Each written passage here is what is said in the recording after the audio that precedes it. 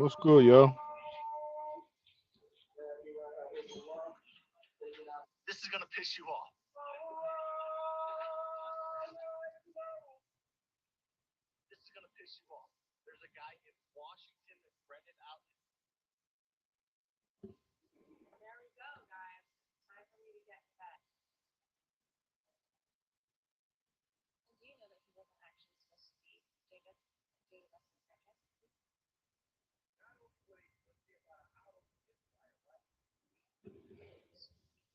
What's going on?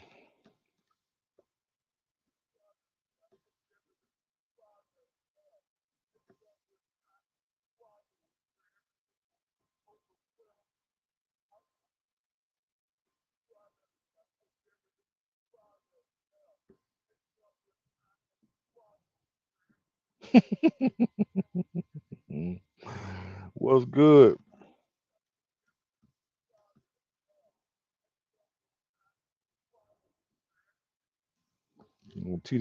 TD Jake's out here looking bad, ain't he?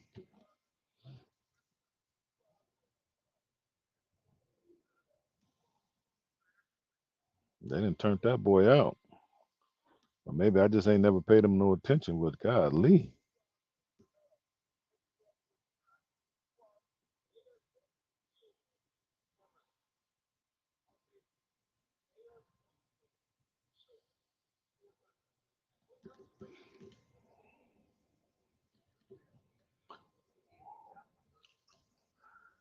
Yes, this world is so bizarre. Lord have mercy. They're saying now that they're putting what? Cinnamon apple sauce investigation finds lead levels more than 200 times higher. What was that? Let me see. Time higher than proposed standards, FDA says. Wow. How do you get lead?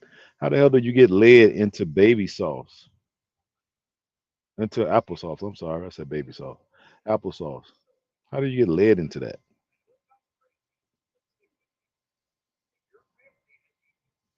Hmm.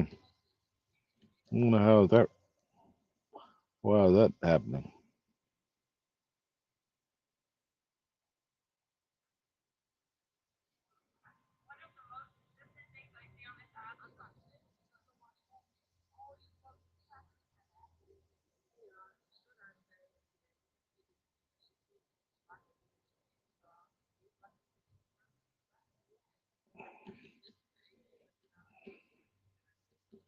Yeah, this world is a crazy world we're living in, guys.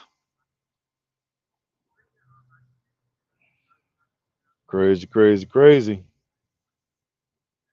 And it's getting more crazy by the day.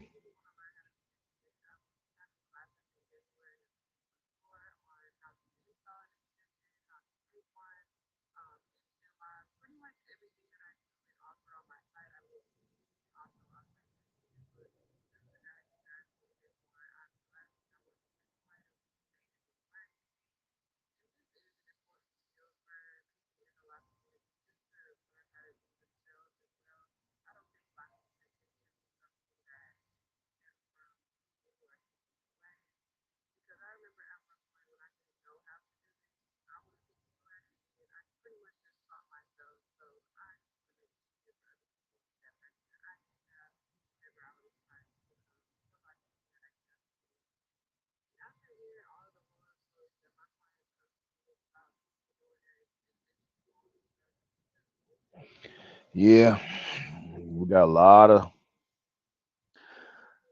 we got a lot of moving parts going on at the same time.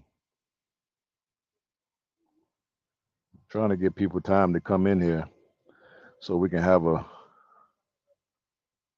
back and forth discussion.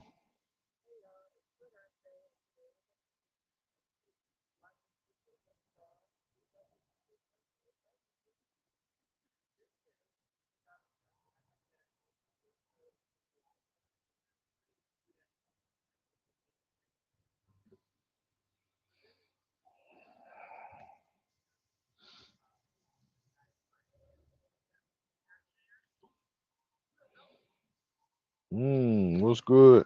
Nothing much. Chilling out here in where am I at? I'm in the great state of Iowa. Iowa Hawkeyes. On my way back to Chicago. And I stopped driving a little early. So I was like, you know what? I was talking to Sweetberry the other day. I told her I was gonna do a video, but I want to kind of wait, see what other kind of news that was gonna unfold, any other bizarro world type news. And it just every day is more bizarre than the next, you know? So you will be in Salone in April for Independence Day. Oh, that's what's up. Will I be there? Let me see. I don't think I'm gonna be there this year. Let me see. Am I gonna be there? I may. Who knows? The way this damn America is, hell, I might be there. Shit. This shit so damn crazy. And then shit, America, Sierra Leone got crazy too with the doggone failed botch coup, which seemed like the dumbest stuff in the world to me. How you gonna I don't even want to get in there, but I'm sure we're gonna get into it. That shit sounded so crazy. Ain't no way they could have got me to get involved with that. You know, got prisoners. You get them out. You relax the guards. I guess at the armory. I'm just guessing because I didn't really check the whole thing out because it seemed kind of foolish if you ask me. And they get guns, and what they supposed to take on the army and the police criminals out the prison? Nah, yeah, that was doomed from Jump Street. Whoever whoever thought of that, that wasn't nah. That ain't the way you do. That ain't the way you perform no coup.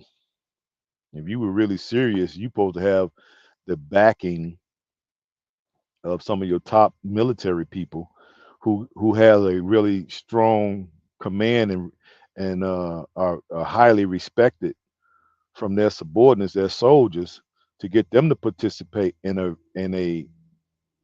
um,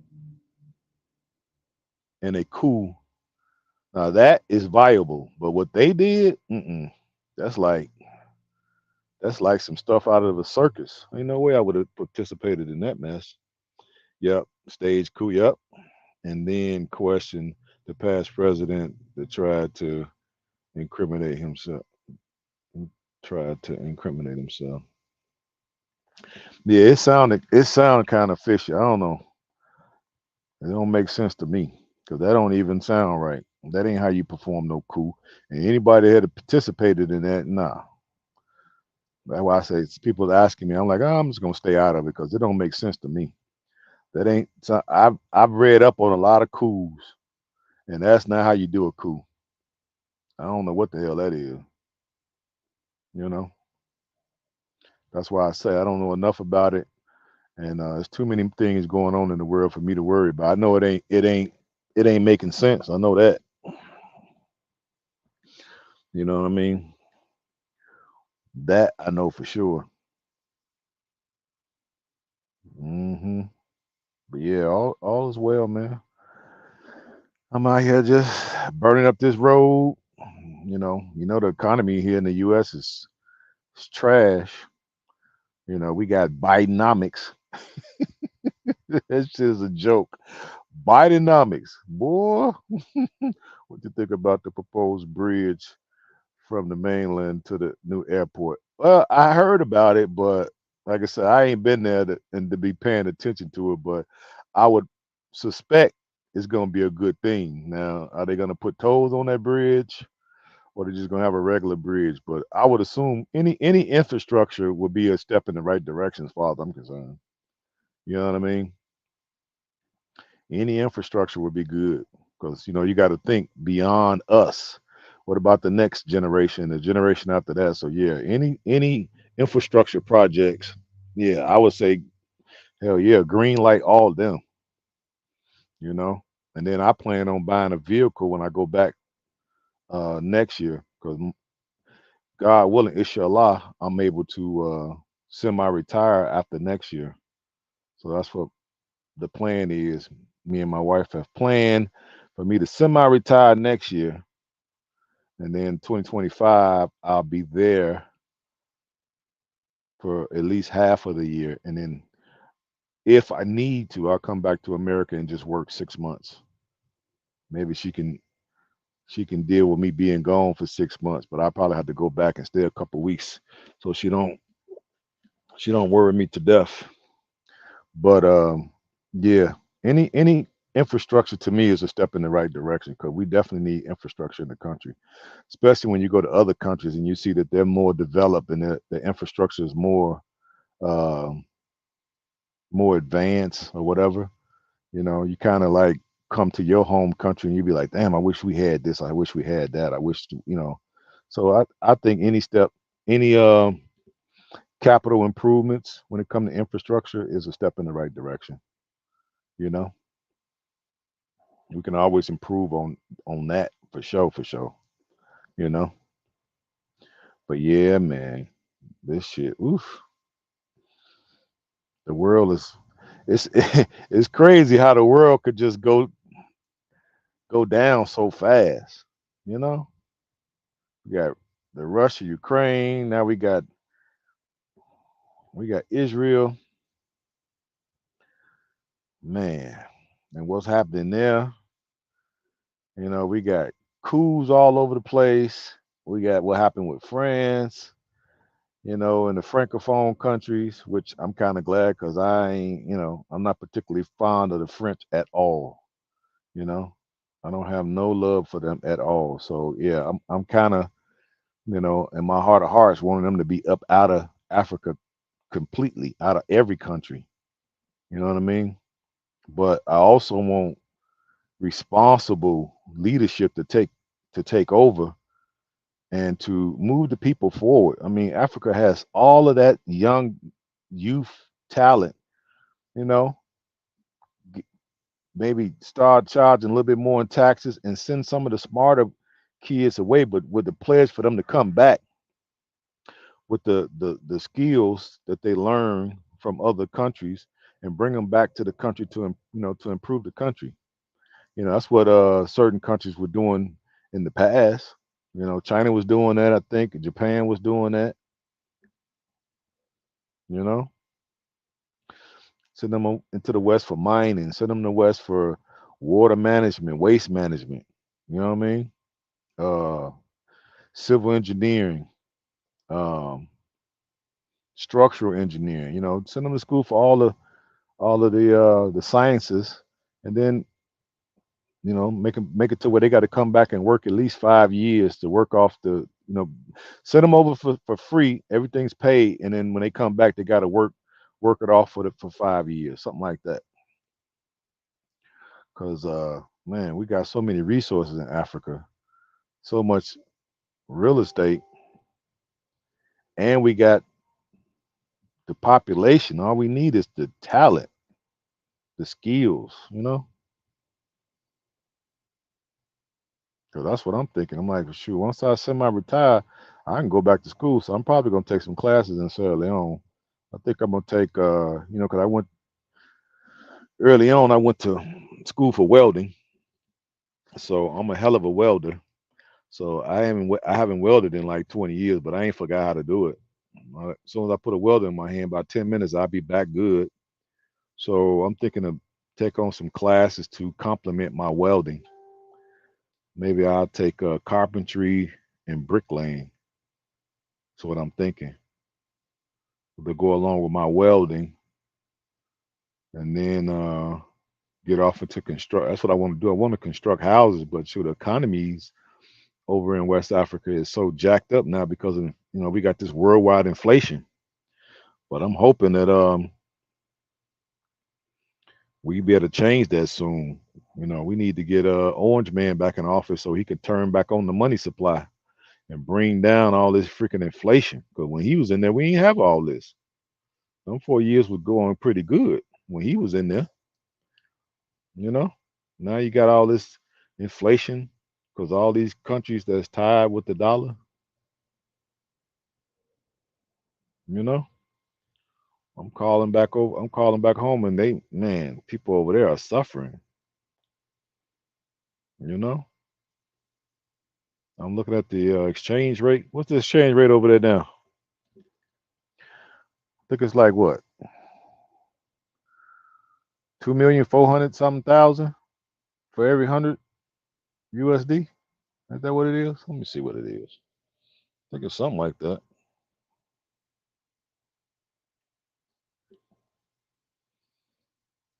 Let me look on my other phone and see what that is. I think that's what it is.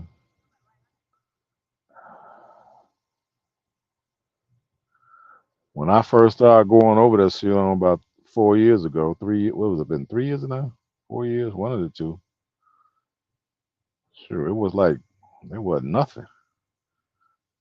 It was like 13, 1,300,000, something like that.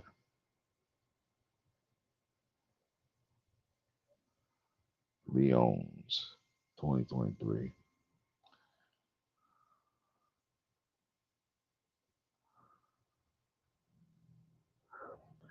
Oh, 2,700,000. No, 2 million, what is it? 2,007,000.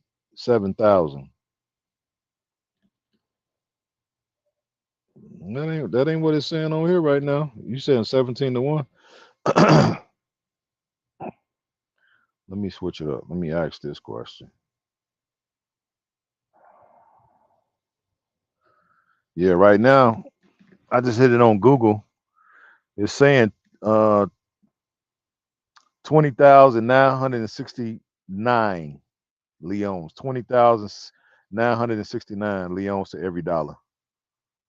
Golly. When I first started going over there, it was like 13, 13,000, I believe. I think it was like 13,000. So that inflation is, yeah, it's ugly. And I know everything is going up. Every time I talk to my wife, the gas is going up, this going up, that going up. I'm like, Lord have mercy. And the thing is, all the prices over here going up too. So it's like, Lord, you can't win for losing, man. But this is what they call this Bidenomics. this motherfucker, this motherfucker say Bidenomics. Boy, every time he say that, I be wanting to. I wish I was on stage so I could punch him in his motherfucking mouth. What you mean Bidenomics, dude? You know what you saying? Bidenomics make everybody broke as a joke. This damn fool talking about Bidenomics. Are you out of your damn mind, boy? This fool is beyond crazy.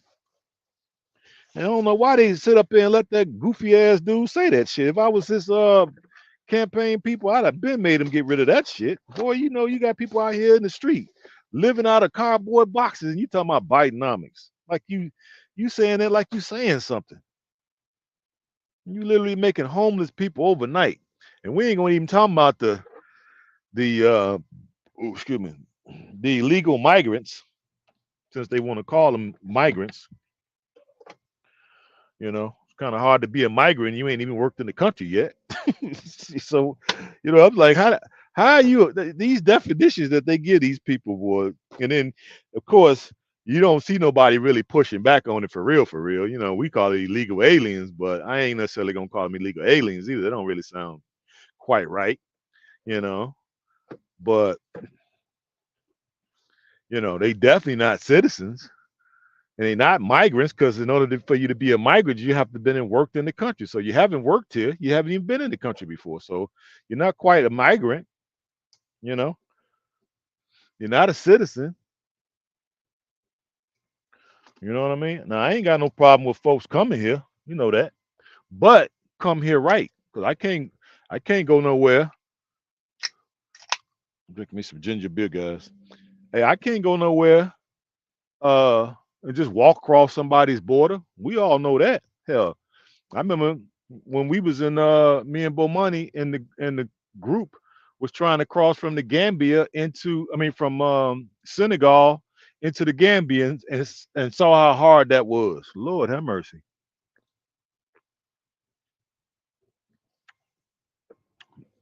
That was not an easy border crossing. And we had pretty much all our paperwork, but it was during COVID. So they was being a little bit more you know, uh, investigative than they normally would be. You know what I mean?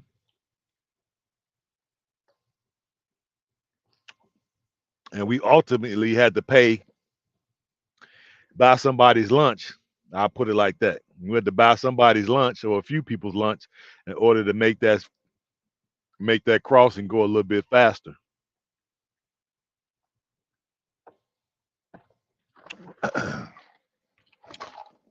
Y'all got a part.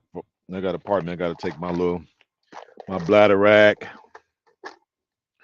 I'm gonna take me some bladder rack. Let me see what else I want to take in here. I need to take me some sea moss.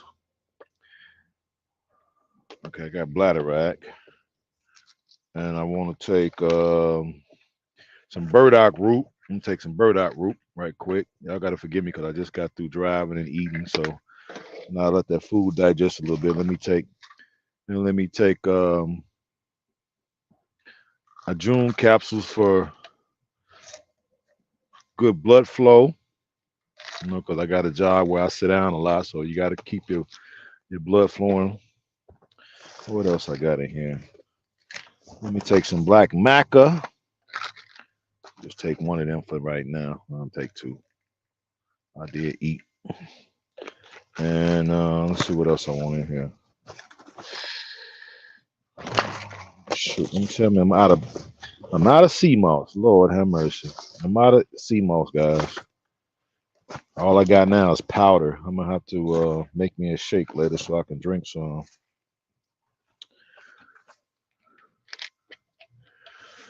Oh boy. Yeah, but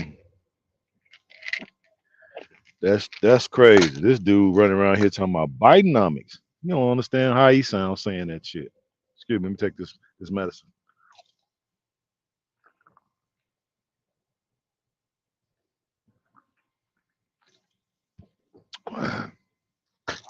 All right.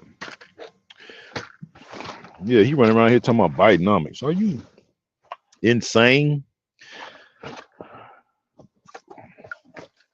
And people were like, well, I don't like I don't like Orange Man.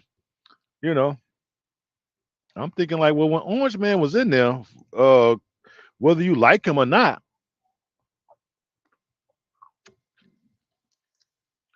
you had money in your pocket. The economy seemed to be firing on all cylinders. You definitely didn't have migrants crossing the border all willy nilly by the hundreds of thousands. Um, we didn't have no wars jumping off. Stock market was doing good. Crypto markets were doing good. We was energy independent. Freaking gas prices was under $2. Diesel prices was under $2. So you can miss me with all that popularity. And then people talking about, well, they're so old. Yeah, that job is not fit for too young of a person. You know what I mean? You need to have some senior leadership in that position. I don't think nobody needs to be too, even though I know the age limit is like 40 or whatever. I think that's almost too young to hold that office.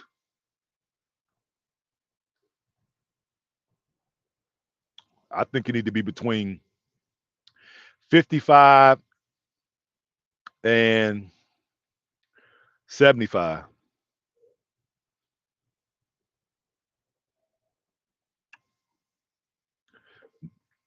Keeping in mind that you're in good shape, you know? Keeping in mind that you're in good shape. And this is not a personality contest, it's about policies.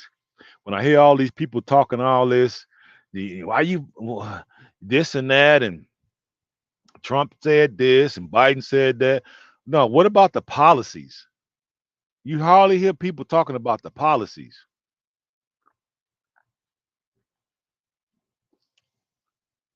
Okay.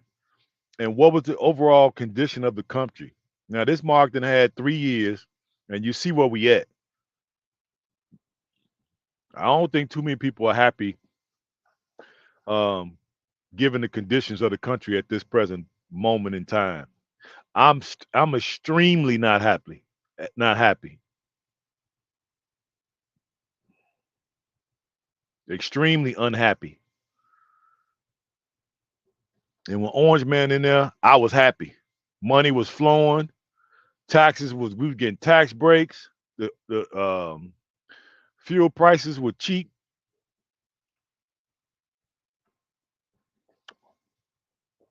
I don't give a damn about mean tweets. I don't care about him speaking his mind. Sure, he should speak his mind. I don't want no weak person in there. I want somebody to speak they got doggone mind. We want him to. Well, here it's not presidential. What hell if it ain't? You supposed to be running the quote unquote one of the best countries in the world, and you supposed to run around here tiptoeing and tiptoeing on eggshells? Hell no. You the leader supposed to be the leader of the free world. Why you got to run around here on eggshells? That didn't make any sense to me. To me, I'm like, maybe y'all looking at what am I missing? I like the fact that he bold and brash because that's to lead by strength. That's what you're supposed to do. Lead by strength. Your strength is your deterrent to keep people from stepping out of line.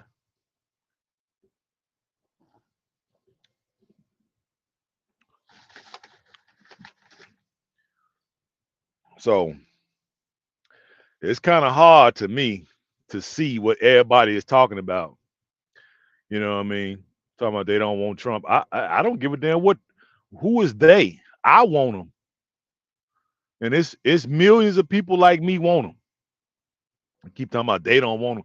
Who the fuck is they? Is the day more important than me? I thought I was the taxpayer. I was the tax-paying voter. Who the hell is they? People talking about they don't want them. Who is they? I want them. Why? Because he good for the economy. He was good on foreign affairs, as far as I'm concerned. We was energy dependent. I mean, energy independent. Turned that pipeline on, and we were booming.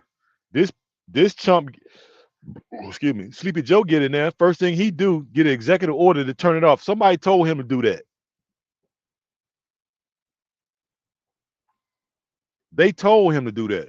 His first day, I'm right there. I said, let me watch what this chump gonna do on his first day. I watched every minute of it, and I knew we were praying here in the oil and gas business. We was praying that he did not close that damn pipeline.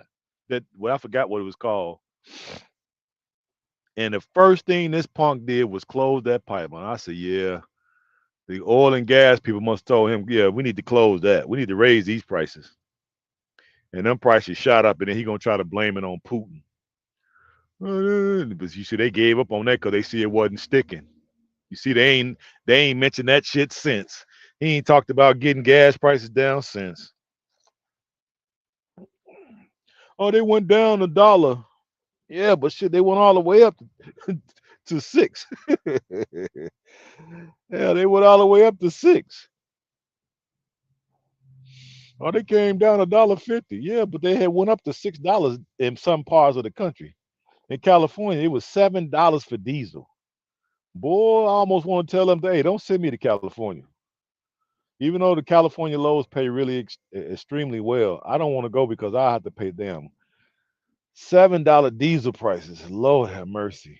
I thought I would never see that in America. Diesel seven. It went from $2. It was like $1.89 a gallon to damn near $7 in less than 3 years. And this punk screaming Bidenomics. I'd be like, man, I wish I was on stage so I could punch you in your motherfucking mouth. But they probably tackled me and had me in handcuffs. and I be, and then I'd be like, man, shoot, lock me up. At least I ain't got to pay nothing. Shit, I'm sick of these damn bills. Every time I look around, Lord, they come so fast and they so high now. It's just like, man, I don't know.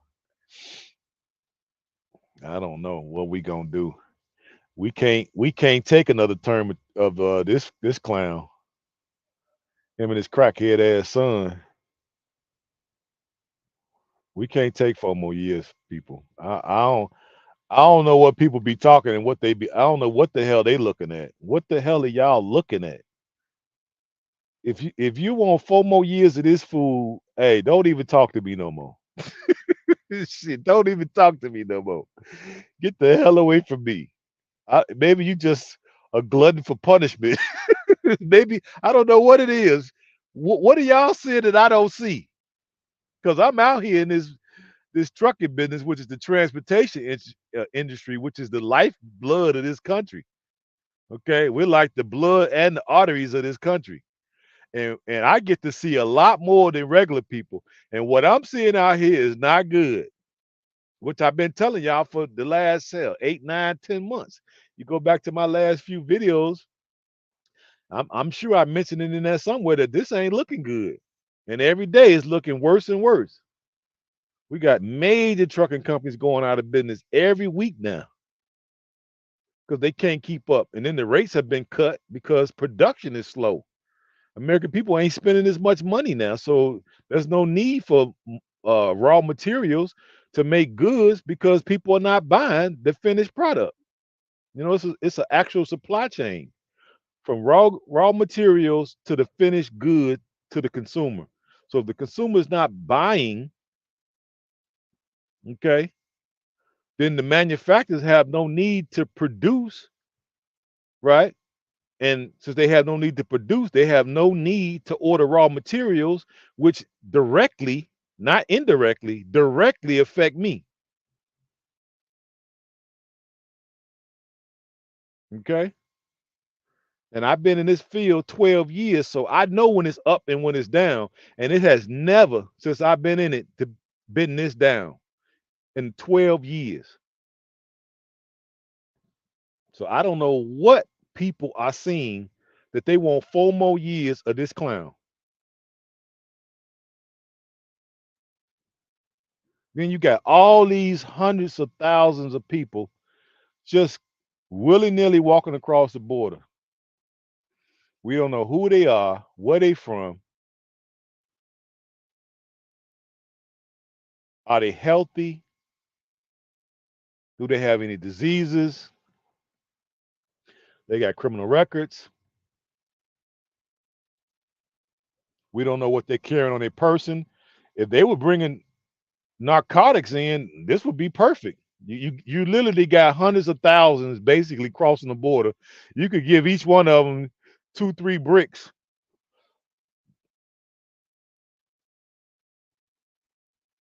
and just walk them on cross. Everybody can't get caught. And if they catch them, what they gonna do with them? They gonna seize the stuff and lock them up? That ain't gonna work because we ain't got the capacity to lock up these people. And technically, if that happens, since they're not citizens, you have to deport them, which will end up costing the government money. Then, i.e., cost us, i.e., me, money because I'm a citizen in form of taxes. So either way, ain't none of this good. Ain't none of this good. Now they housing and they're bringing and I want to say shout out to uh Governor Abbott down there in Texas because I'm kind of liking his thought pattern, his thought process. Because what he's doing is, oh, you coming across the border, so he's rounding them up through ICE. He ain't locking them up, and he ain't making them go back. He putting them on buses and busing them to Chicago and telling them, okay, get out, dropping them off downtown at the bus station, dropping them at the airport. I heard dropping them at the police stations, dropping them at the train station. I'm like, shit, I'm liking that idea. Oh, you were because Chicago hold itself out as a sanctuary city. Okay, so since you a sanctuary city, you take these 17 buses of migrants every week. Shit. And of course, people ain't got no money. They don't speak the language. They don't know the culture. They don't know nobody. They don't know nothing. They at the complete mercy of whatever happens at this point. And if you drop them off in the middle of December in Chicago, yeah, them people, yeah, they finna go through a hardship, boy, you ain't seen before. So right now, they're just putting them wherever they could put them at. Abandoned schools, police stations. They at the bus station on the floor. They at the airport. Oh my God, they everywhere. And they looking scared. They're looking They don't look confident. They don't look like, oh man, we made it to America. You don't see that I'm happy to be in America look in their eyes no more. They probably had that before they got here. Oh, I'm gonna go to America and money, gold bricks is falling from the sky. That's probably what they was thinking before they got here. And now that they here, when you pass by and look in their face now, you don't see that. You see, you see distress. That's what you see. You see distress in their eyes. They're like, shit, what the hell did we didn't got ourselves into? So Chicago is a powder keg. Joel is because you know the Albanoid Devils ain't gonna let you bring them to their neighborhood. That ain't happening. I don't care how liberal they is. They not taking them. The Hispanic neighborhood is hell. They completely packed. They been packed. So you really ain't got no room to really drop them off over there. The only extra space that I see is in the black community, the so-called black community.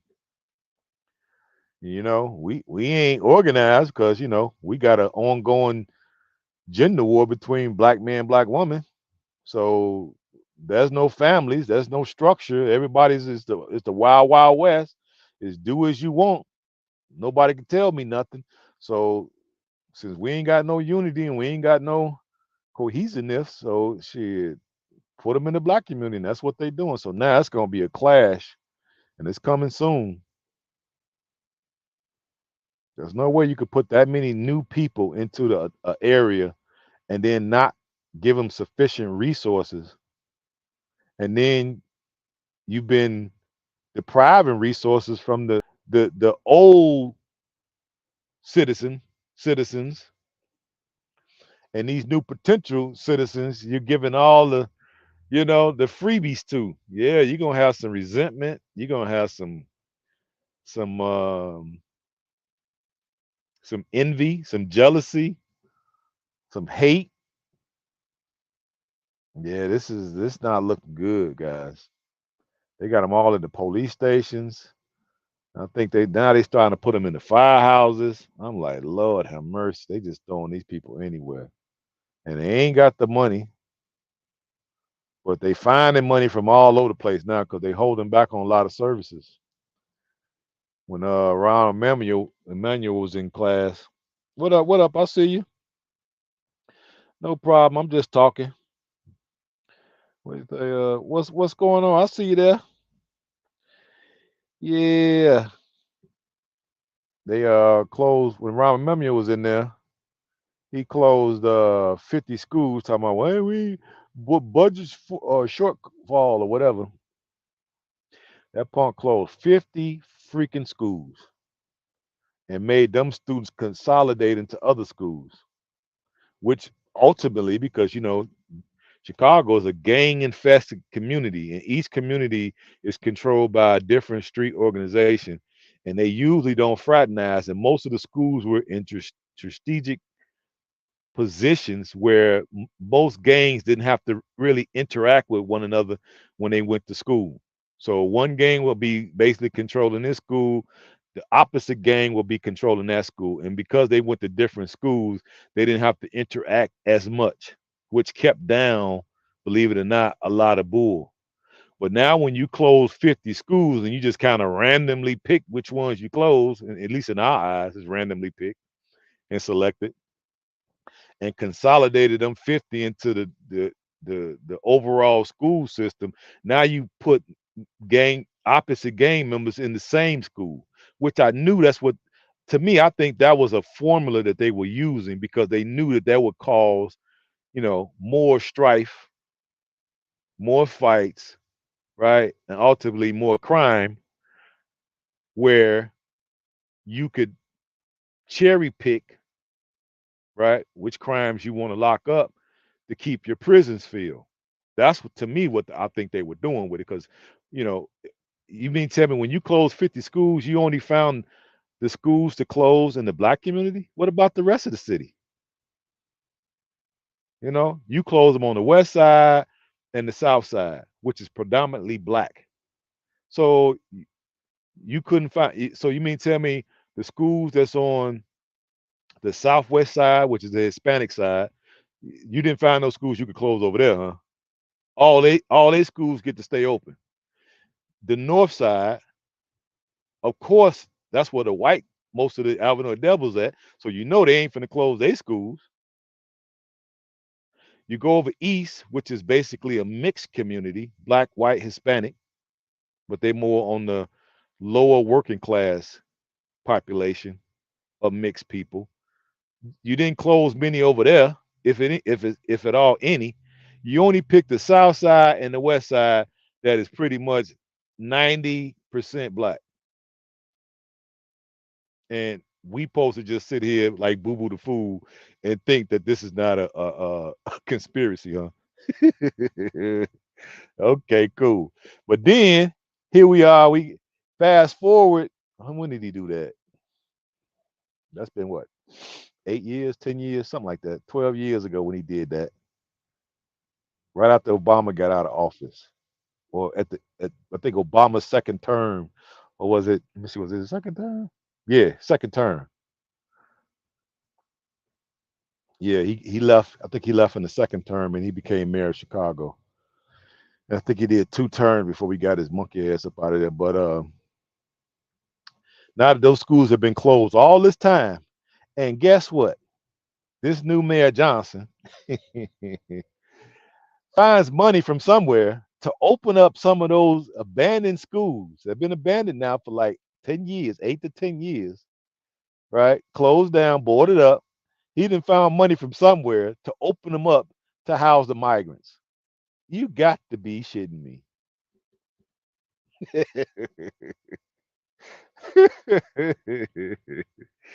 Lord have mercy. Black folks in the community are like, they on 10. Yeah, but you motherfuckers voted Democrat. Ain't this what y'all wanted? I don't want to hear shit.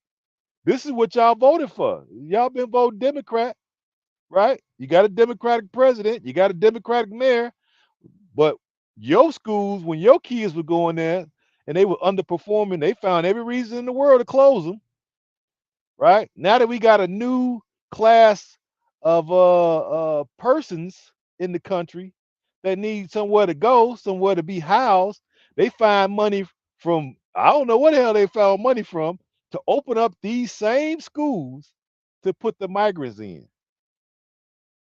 And these schools are in the heart of the black community. It's not like these schools is like off somewhere in some industrial park. They're in the middle of the neighborhood. So these people got to walk past people's houses. People sitting on the porch drinking, drinking a Remy and they freaking Hennessy, smoking a blunt. And the migrants got to walk past their house to the school that they closed. Ooh wee. Boy, you can't make this shit up. What up, Abdullah? I see you. Salam alaikum. Oh, you say you in Texas? All right. The governor's been talking about it for years. The only was help was Trump. Yeah, yeah, Trump. Yeah, he was helping with that. That's what I'm saying. I ain't got no problem with folks coming here legally. No problem. You got the money, you got some type of skill that you can offer the country. You know what I mean? Um, you take the little test, you do the little study, you do the pledge, you pay your money. I think it's like it might be 2,500, something like that. I think last time I checked, it was like 2,200. Plus, you got to take a test, and you got to recite the. I don't know if it's the Pledge of Allegiance. I don't think it's the pledge. It's one of them. They got to recite something, and then they have a ceremony or whatever, and you become a citizen. Do it like it's supposed to be done. That's all I'm saying. But just to let them walk by and then you're gonna hand them driver's license. Wait a minute. Wait a minute. When I went to go get a license, if I recall right, I had to have a car. That car had to be insured. I had to take a test. I had to take a vision test, a manual written test, vision test, and then I had to have a skills test with the actual driving on the street a street course. But prior to all that, I had to provide two pieces of identification, one piece of mail with my name and address on it. I had to do all that to get a driver's license. And now all of a sudden they just handing driver's license out to migrants with no address. Hey, that's the democratic way, right? Ooh, let me see what my glasses are. I'm trying to read. I ain't even got my glasses. I knew something was wrong. I'm like, why am I squinting so hard? Hold on, let me find my glasses. I want to get into this. I want to get into this because I've been waiting, quietly waiting. Where the hell are my glasses at? God dog it. Let me see. Where the last time I had them? Mm. I hate when I put stuff down, then I can't find. Oh, there they go. I'm like, what the hell? I always keep the three pairs, so for that very reason, y'all know I'm getting young over here, so why don't they let Africans in like that? I'm pretty sure that they won't come. Well, they letting a few come through. Some of them I've been fortunate enough I've been seeing to cross the border. So I don't know if they're African or are they Caribbean or they Haitians, but I do see a few. I saw a few videos on TikTok of some of the migrants with dark skin. So based off of the clothing, I would say they was from Africa, but I'm not sure where. Was it East Africa? More likely it would be East Africa. I don't know. I don't think too many West Africans could afford to even get up out of Africa. I could see more East Africans leaving, and I'm not too sure about Central Africans because most of the Central African nations are pretty wealthy still. So I don't even really see them leaving. It's mostly East Africans and West Africans trying to get up out of there. But I could be wrong. But that's what I'm thinking. They ain't look like Caribbeans to me. I done been around the world enough to see, just look at people how they dress and how they carry themselves to kind of get an idea of where they from. I'm not accurate to 100%, but I'm usually pretty good. But they letting a few in. Now are they gonna let them stay? Is the question, you know. And then they don't necessarily want too many in because that don't help the cause. You know what I mean? That don't really help what they're trying to do. Because if they let them in, and the reason why, because you got to keep in mind, why are they letting them in here? Let me ask y'all that. What y'all think? Why y'all think they're letting the migrants come in here all of a sudden? We talking about the Democrats, because you see, Republicans, when Trump was in there, they wasn't having that. So why do you think the Democrats want these people to come here like that? Because they basically giving them a free invitation to come here. Now, I don't think let me preface by saying this. I don't think the Democrats have the power to do it, to say yay or nay one way or the other. The marching orders are being sent down from the elite. There's the people who run the planet. So why do they want to flood us with all of these people? Let me ask y'all that. Why do y'all think? Why do they want to do that? Let me plug up my phone too before we get so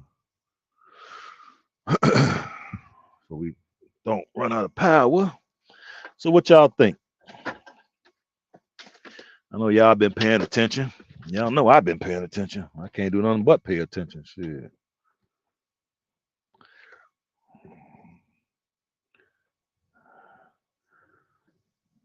Come on, anybody gonna take a little stab at it? What y'all scared? What y'all think it is? Why is this happening?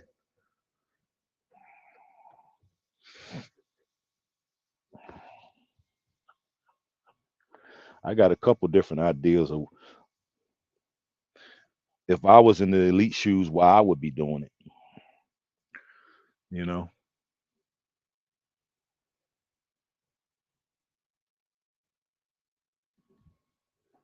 come on, somebody, anybody, what y'all think it is?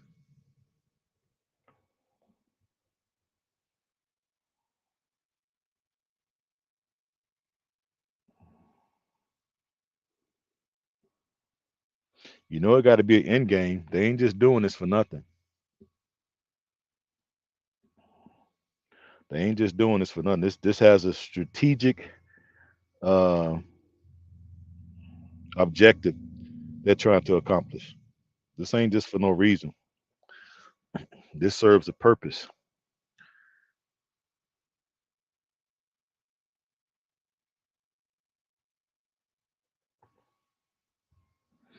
Nobody want to try? What y'all scared? Oh my God.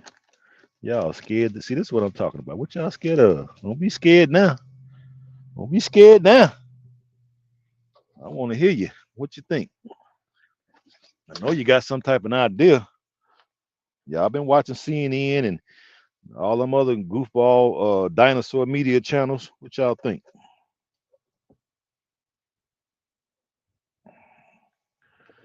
I need to wash tomorrow too. When I get back to Chicago, I'm definitely washing tomorrow. Nobody? What? Y'all afraid to y'all scared to death, shaking in y'all boots. So if you're scared, go to church now. Scared, go to church. Don't get scared now. Your country is basically being overrun, and you ain't got no idea why it's happening. Huh? Considering most people voted for this. If you voted Democrat, you voted for this. So you got to understand why they doing this, right? This got to be in the Democrats' best interest, right? And if you voted Democratic, then you got to explain to me how is this letting people just walk across the border in tens of thousands? How does this benefit the republic? You know, and it's the Democrats that letting it happen because it didn't happen under Trump. So if you're a Democrat, you vote Democratic. Explain to me how does this help the country? So I noticed that they do not approve of a lot of visas in Africa. Of course not. And they keep their money if, yeah, of course, if it's not approved, they keep the money to push Black Americans and all Americans for these jobs. Yep, that's true. Because I know that firsthand. I know that firsthand because, I had my wife apply for a visa, but I should have known, I should have probably took more of the lead. Excuse me. I let her keep most of the lead on it. Um, and when she filed for it, we filed up under the wrong one, and of course she got denied, and they kept the money.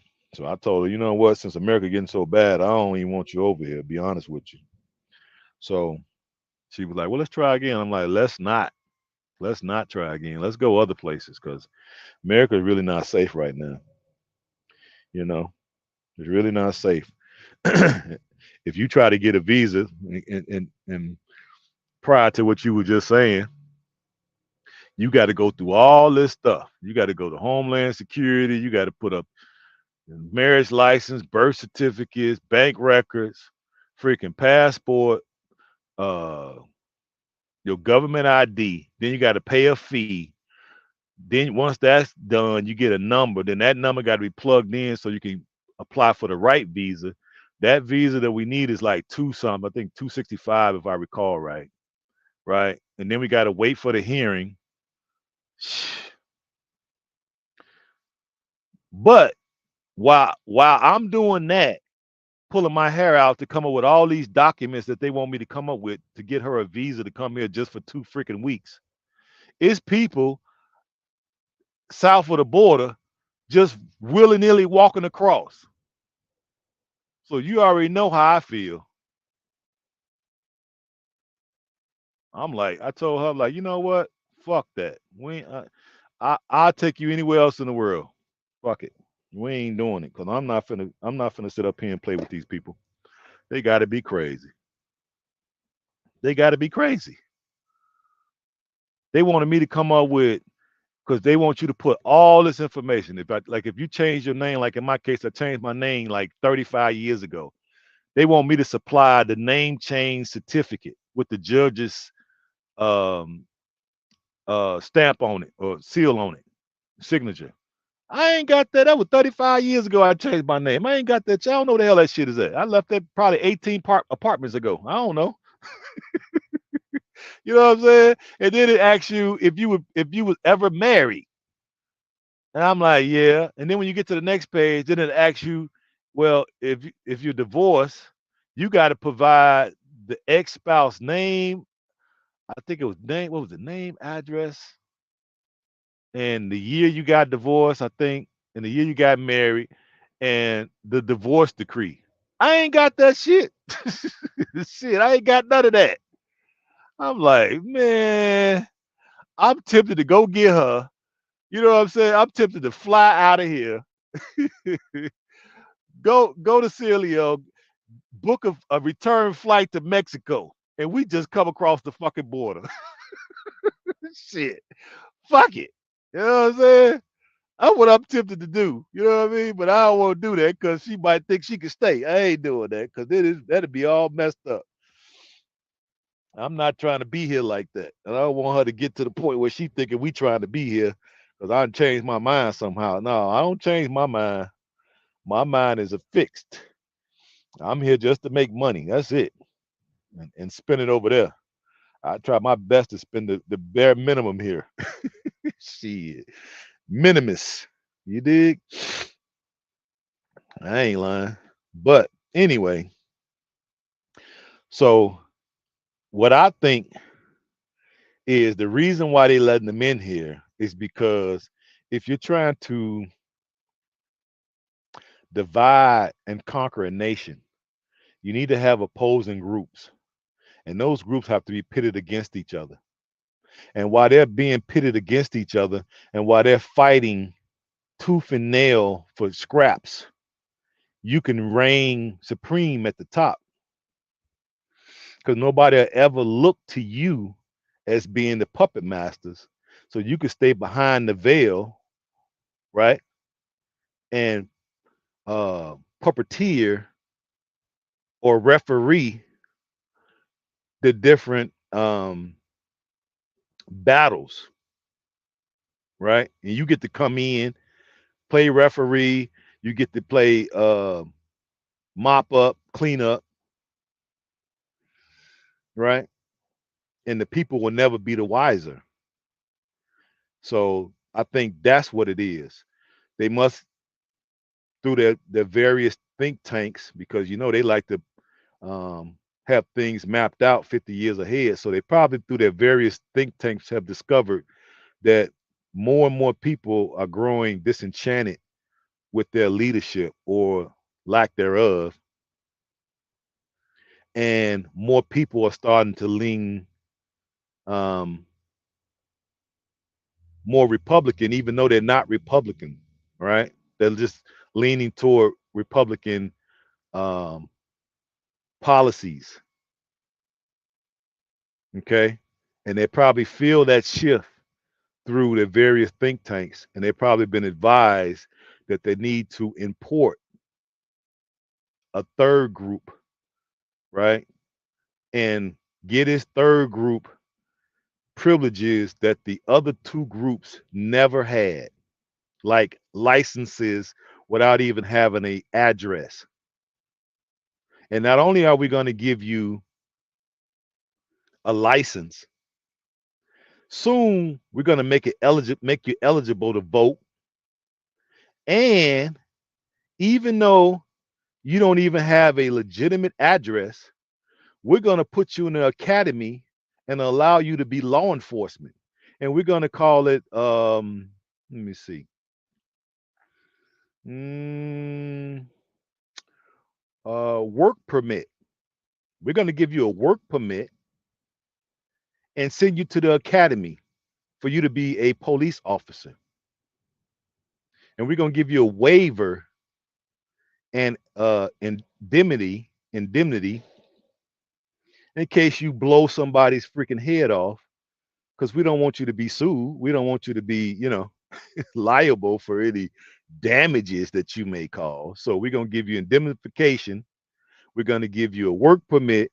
We're going to give you a driver's license, and you don't even need a fucking address.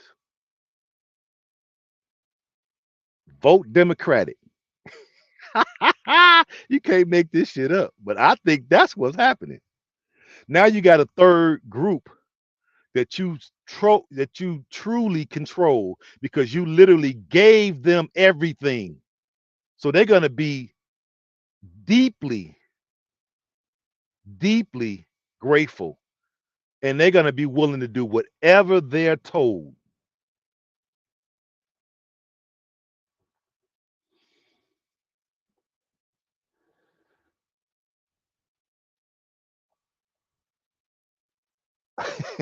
You say what? True to me. I gave them all that, the divorce decree, but it's still not. See what I'm saying? It's almost impossible to get a fucking visa from Africa to America. It's damn near impossible. I gave up. After I saw what I had to do, I was willing to bring her here, but I'm like, man, I went through the process. I'm like, oh no, baby. And I told her, I'm sorry. I know you want to come. I know you want to see America. I want to bring you for a couple of weeks so you can see. I said, I'm gonna bring you over. You got one time to come over. That's it. That's it. I'm gonna do one time and that's it. And that was what I gave her. And I said, I'm gonna have to go back on that. No, babe, I take you anywhere else in the world. Because we can go anywhere else and we basically ain't gotta pay nothing damn near. Because Sierra Leone passport is pretty strong passport, right? So we could go to various other countries around the world and just show that passport and get in. No visa process at all. No extra money. You ain't got to come up with no freaking divorce decrees, no marriage certificates, no death certificates, no birth certificates, no freaking state ID. You ain't got to come up with none of that. Bank account information, nothing. We went to Dubai and didn't have to. I think I had to pay for her visa, but it was simple. It was like a one-page process. I think it cost like 100 and something bucks. I want to say. Boom, we got it in about what 3 days, and boom, we got her visa for night. We got her visa for excuse me. I want to say 60 days or was it 30 days? One of the two. And by me coming from the U.S. and going to Dubai, I received visa on arrival, which means I ain't have to pay nothing.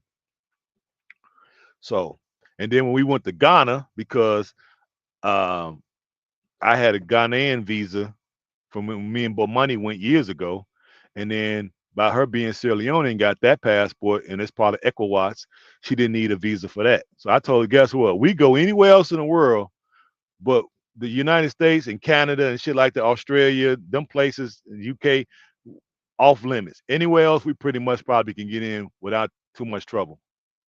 And especially any African nation, we could just basically walk, catch a flight, and we're there. We could just walk right on in. So we could just pick a place, catch a good deal. I said, when I'm in Sierra Leone, we could just, if we just want to, we get bored and we just want to do something, and it ain't gonna cost no whole lot of money. We could just book a round trip flight to go to any African nation and just show up, get a hotel room, stay 2 3 days, and fly back, and probably only be out of $1,500. Yeah, they got corrupt rules. It's only for the Africans. They want money. Yeah, they get to rob the Africans, but yet people could just walk across the border in the hundreds of thousands. Don't know who they are. They ain't got no paperwork. We don't know if they just been let out of jail. We don't know if they just got out of the nut house. We don't just know if they just got out of the hospital with some contagious disease. We don't know nothing. People just literally just walking across. But yet you and I got to give up the firstborn just to get a freaking visa for 2 weeks. You know what I mean? This shit is crazy. Okay, it's crazy, literally crazy. Then the economy all jacked up. Prices, the inflation is just out of control. All these major big box joints is just laying off every week. They're laying off hundreds of workers, and this punk with his old senile ass got the nerve to get up there talk about Bidenomics is really working. What? Well, I would like to just, if I was just a reporter for 10 minutes, I'll run up there and punch that motherfucker in the mouth. Punch him in the mouth. How many days I got to do in jail for punching the president in the mouth? I didn't kill him. You know what I'm saying? I ain't gonna hit him hard enough to knock his teeth out. I'm just go. I want him with just a. You know what I want to do? I just want him up there with a fat lip. With it, you know how you hit the person in the mouth and they get that little split on their lip and it gets real puffy on like one lip, the upper lip on one side is just real big with the little split with the little red mark on it. That's what I want to see his lip look like. So when he go to the next press conference, they go ask him, "Well, why did the guy jump on stage and hit you in the mouth?" I don't know. Bigonomics is working. boy, boy, hey, I would just, hey, I would go down and just be the most famous person because they'd be like, because I know it's a whole lot of people in America would like to do the same thing. Shit, boy, at this point, a whole lot of people would like to do that. This punk got the nerve enough. He want to name. He want to name this horse shit he doing. What kind of fucking narcissist have y'all elected? Y'all elected this narcissist. This motherfucker got the United States in the toilet, and he got enough nerve to give it a name. Bidenomics. What, nigga? Are you are you fucking insane? This country on the brink of going under. You give it a name? Boy, what kind of narcissist is you? I swear to God, boy, y'all Democrats are a special group. You know, I still love you, but I love you motherfucker from afar with a long handle spoon because this shit is ridiculous. And I want to y'all, hey, Democrat were beating they got doggone chest when this punk won, supposedly, quote unquote, supposedly won. You dig? Oh yeah, they was all happy. Wait, where y'all at now? You motherfuckers done disappeared into the woodwork like roaches. You know, it's like roaches when you turn a light on. Where y'all at now? Why y'all ain't beating y'all chest? You know, champion y'all man. Now you can't find nobody. And then when you start trying to bring people to the grub, come on to the carpet. Let's talk about this choice that y'all made. Now, first thing they start doing, they go in on Trump. Straight up um dodging. That's all they know how to do is dodge. You ask them, hey man, what about that border? Man, shit, Trump, what? Nigga, why you still bringing up Trump? Trump ain't in there. This boy, this clown been in there 3 years. Let's talk about him.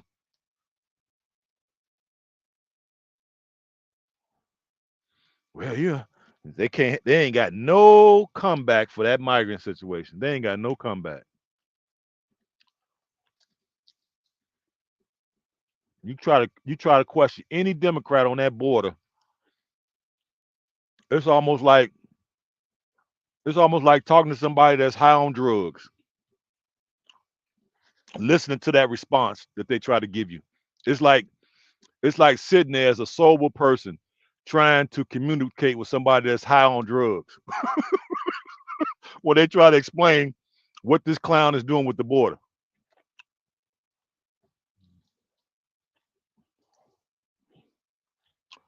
It's crazy.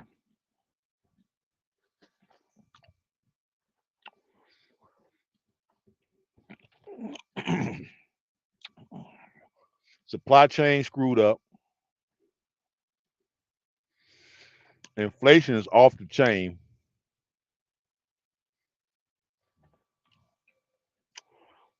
Job market is in the toilet. Crime is out of control. People are literally just walking across the border. You don't know who they are. They all got backpacks. I can't help but want to think, what's in all these goddamn backpacks? Okay. I saw a video today on TikTok at the El Paso over there yesterday.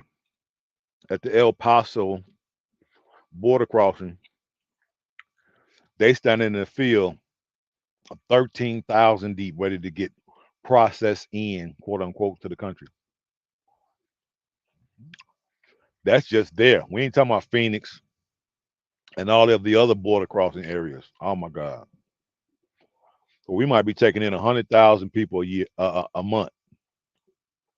No, it's probably a week.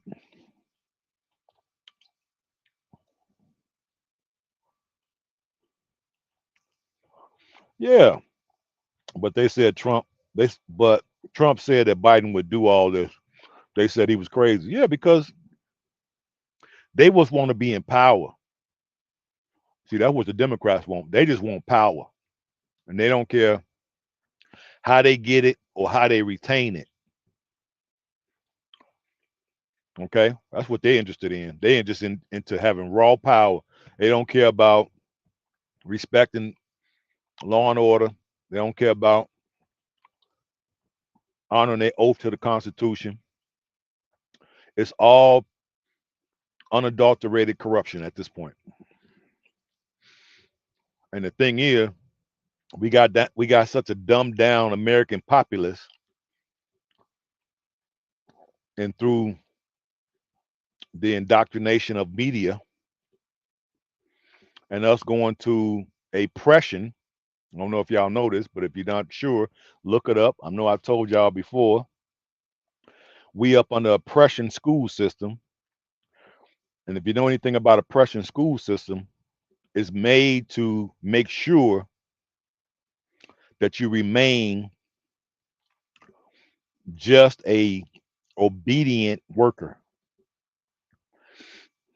Okay, and pressure was the name of Germany before it became Germany. We have that school system here in America. Charles Mann, well, not Charles Mann, I'm sorry. Horace Mann brought him and some other clown brought the Prussian school system to America 100+ years ago. And that system is to keep you an obedient slave or obedient citizen, I should say. That's why most Americans cannot think their way out of a paper bag because you voted for this. You was most people was too worried about mean tweets. The the the the dinosaur prostitute media was able to convince people to be more concerned about mean tweets than to have real policies. They was able to successfully pivot very intellectual, quote unquote, people from policies to mean tweets. This shit is absurd. And people voted against mean tweets. And this is what we have. But at the same time, out the other side of their mouth, talking about they're educated. Hmm.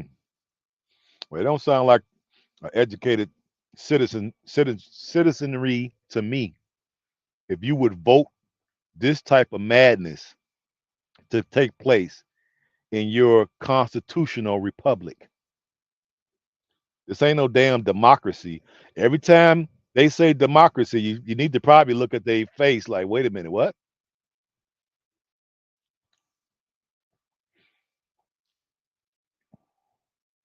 You know, this is a constitutional republic. Now, some things can be democratized. Okay. If it's 5 of us in a group and we're trying to figure out where to go eat at, we could take a poll. Hey man, let's go get Chinese. Let's go get, Thai food. Let's go get soul food. Let's go get Mexican. Everybody could put out a suggestion, you know what I mean? And then we can settle on one and everybody can say, okay, let's do Mexican. That's democracy. You know what I'm saying? But now what? Now this is the thing that I don't like about democracy. What if 4 people want Mexican and I want Thai? Now what? Do they all decide to go against a Mexican, what they want Mexican food, and eat Thai with me? Or should I say, the hell with what I want to eat and go eat Mexican with them? See, that's when democracy don't work so well. You see?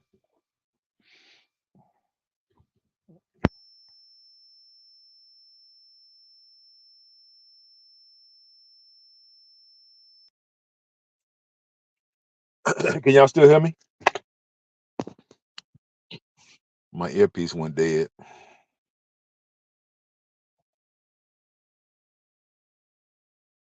Put a one in if you can still hear me, guys. Put a one in the chat, please. Quickly, quickly, or I lose my train of thought. There must be a nice delay on that side because it seems like when I ask y'all something, it takes forever to get a response back.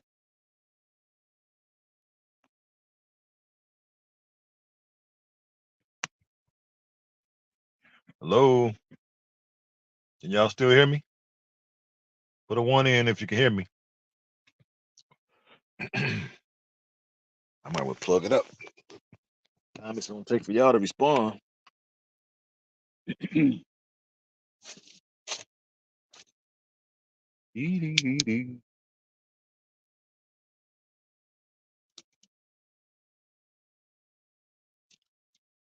Okay. It only took 5 minutes, but thank you. They are what? Slaves to the Democrat. Yeah, thank you. Yeah, they are. Well, like I say, this has been a plan in motion for years. So, if you don't really take time to study and you got the TV on and all that, you ain't gonna want to really get in. You're gonna just got to go by the information that they're indoctrinating you with. But me, I went to school to be an educator, so this stuff is fascinating to me. They took civics out of schools years ago, and the reason why they did that because they didn't want people to be too wise when it comes to the operations of government. They replaced civics with a class. Do y'all remember? I know I've told people in the past. Y'all remember what class that they replaced civics with? They replaced it with another class. What's the other class that they replaced it with? Let me see if anybody remembers. I give y'all a few minutes to think of it.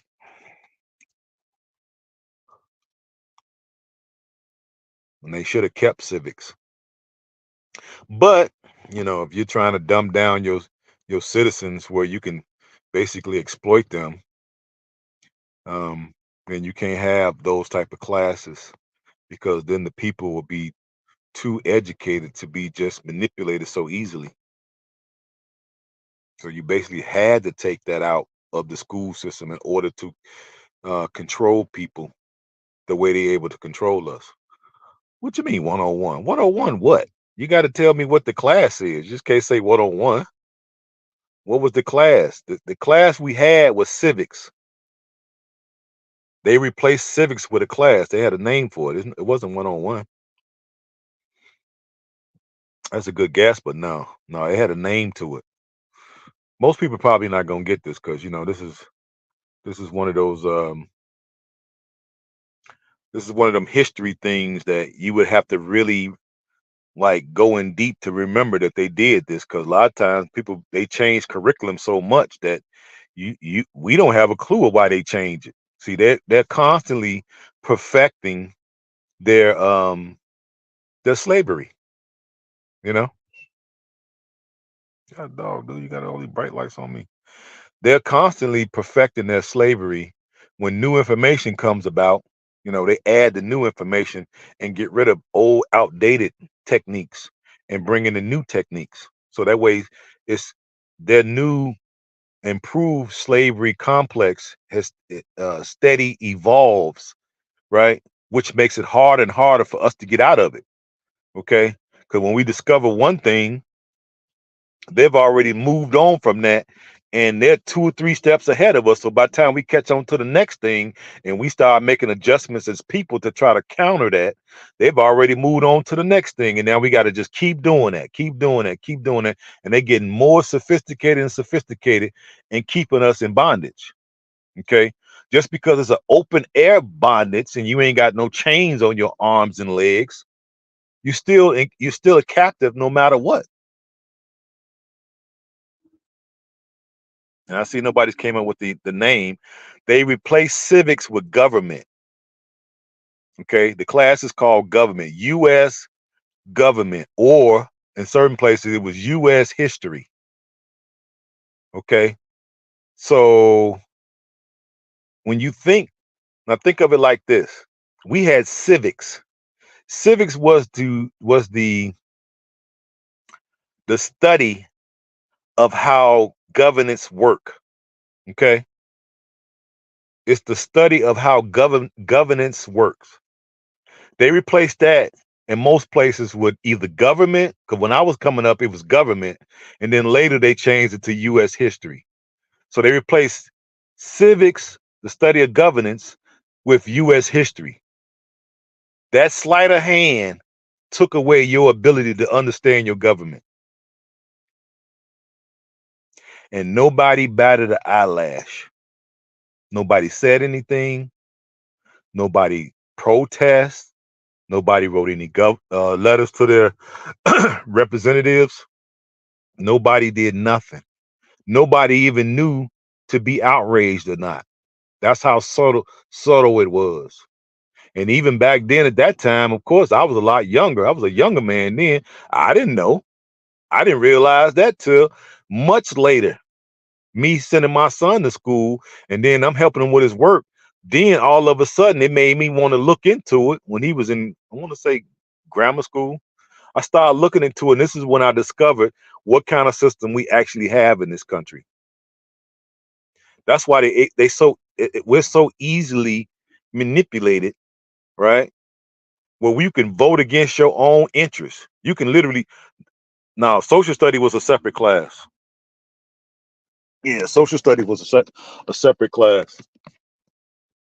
Yeah, you had either uh, government or U.S. history, and you had social studies. So social study was different.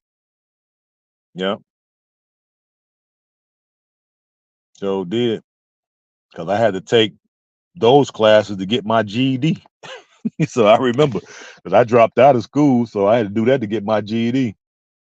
Yeah, sure did. I had to take U.S. history, and I passed. I remember it wasn't that long ago. Shoot, I was already well, I think I was 19 when I got my GED.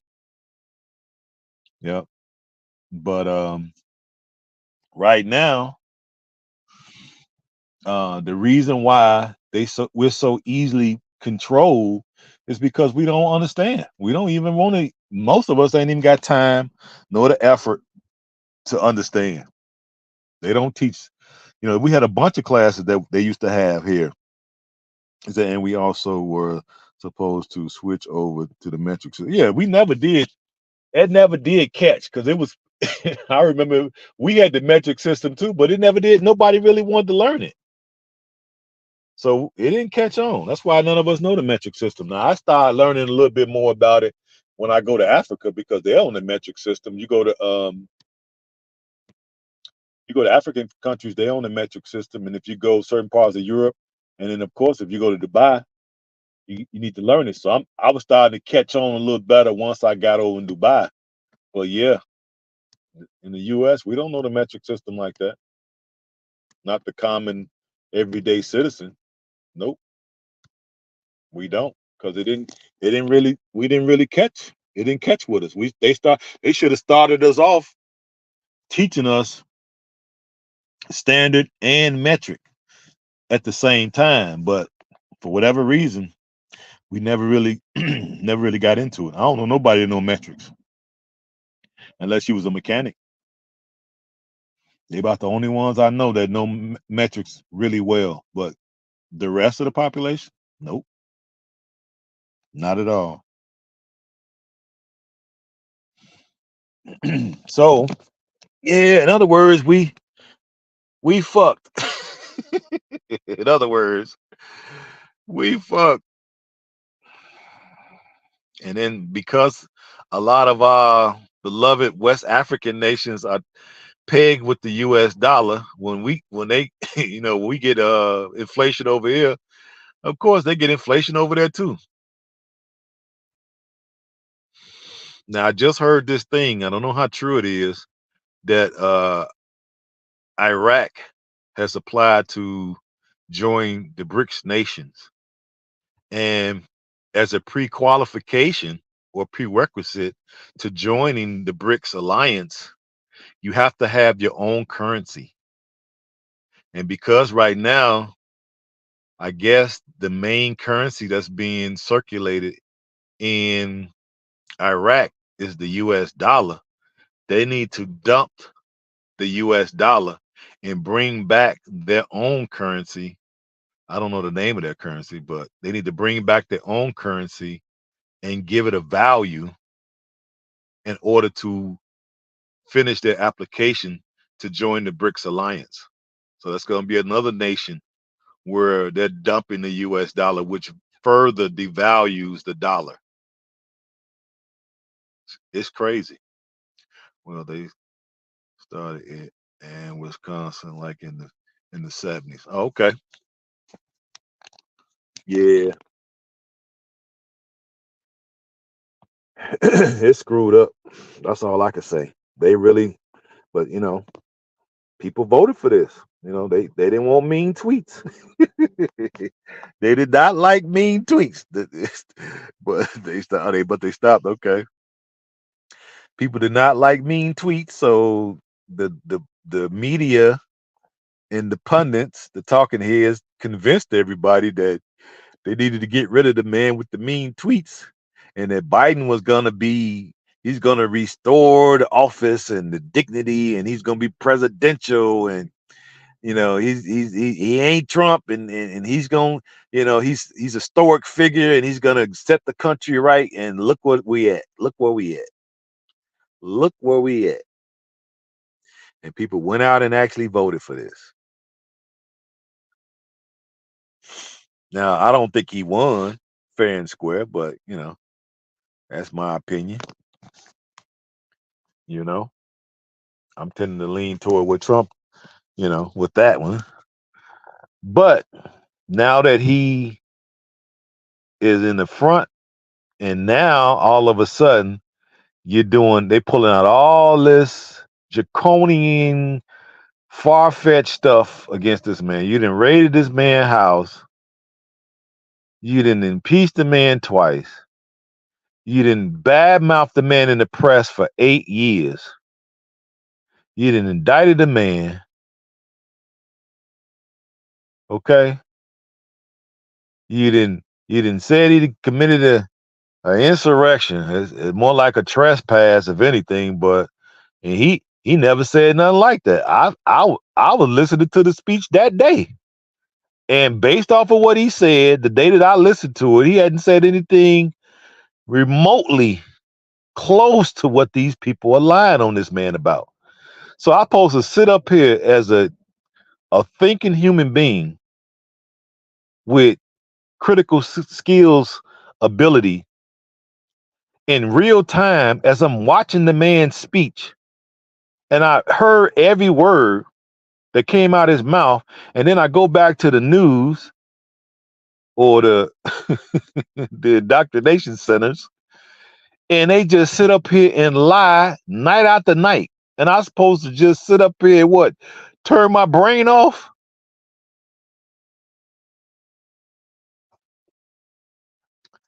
And then they said it enough over and over again.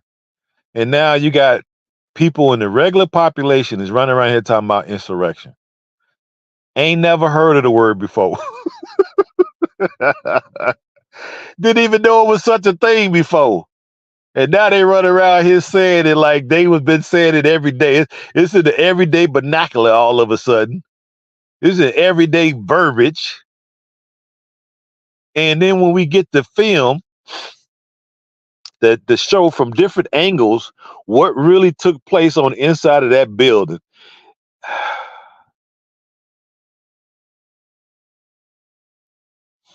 I guess I'm supposed to just suspend my whole reality, huh, in order to believe the lie that they've been telling. Based off of I know y'all saw it. I know y'all saw it. So that's supposed to be an insurrection, huh? And even if you think that's what it was, even if you lied and you make that stretch to say that's what it was, the man never said nothing like that. So how did he incite anything? Oh my God. And I'm supposed to sit up here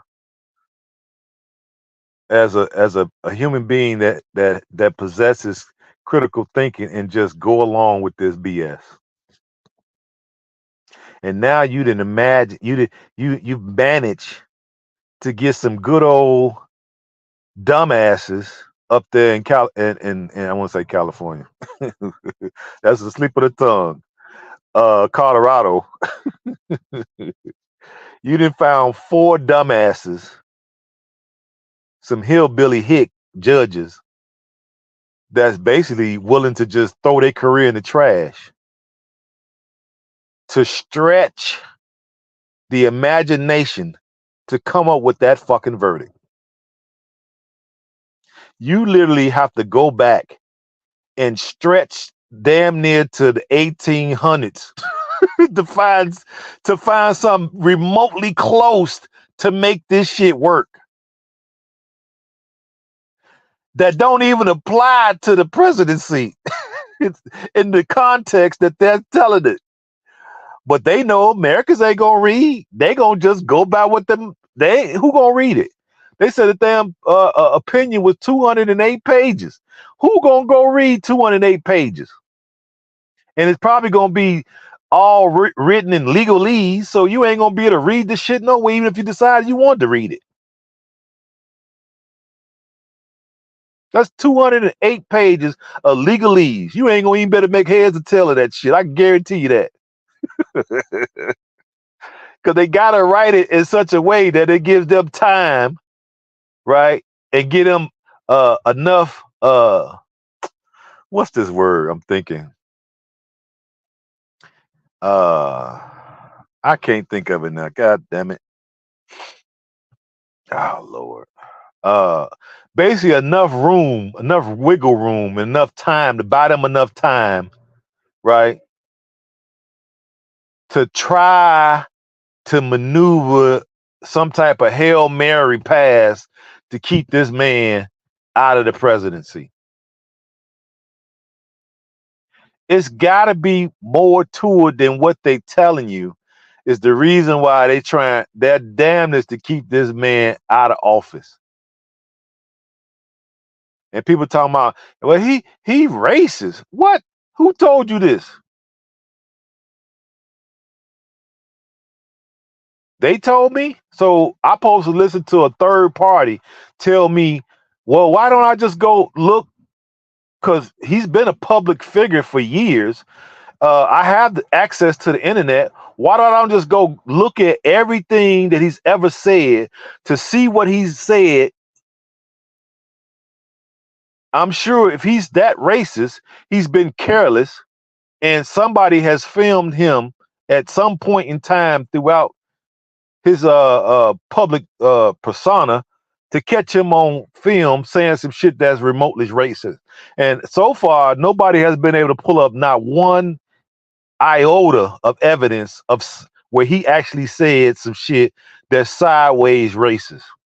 Now, maybe he's done some stuff in his business practices that can be considered bias, but hell, I'm biased. You biased. Everybody's biased. What the hell? You know what I mean? When I had my part, because they be like, well, he was discriminating against certain people of color from getting inside his property. Well, hell, when I was the landlord, I discriminate too. What the hell? What does that mean? But I discriminated based on your character, the way that you filled your application out, your credit score, your job history, your job title, your years on the job. Then I will call your previous landlord to see what kind of tenant that person perceive you to be. And based on all that information, right, whoever came up with the best is the person who would get it. So I would discriminate too. So the fact that people say, oh, you blah, blah, everybody do that. See what the hell are you talking about?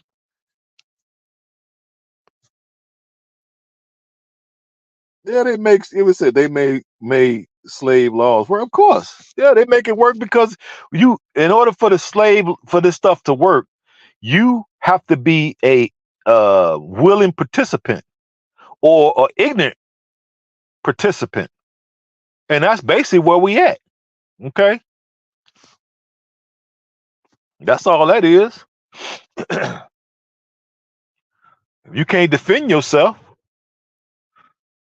and that's basically what it comes down to. We can't defend ourselves in this country no more because they don't believe in the rule of law. The law only apply for he, you know. I mean, what did it say? The law only apply to he, not me. You know? The law don't apply to them, it only apply to us. They do whatever they want to do. You know what I mean? So we need some fairness. So my thing is at this point, but now I was gonna say on the flip side of what I was saying about there's no documentation that we have to this point of showing Trump saying some stuff that was actually racist. You know, I want to hear it come out his mouth. Nobody has produced no film or nothing that he's wrote to say that he was racist. Nothing. But guess what? On the flip side, old Sleepy Joe, it's a couple films with his ass out there saying the N word.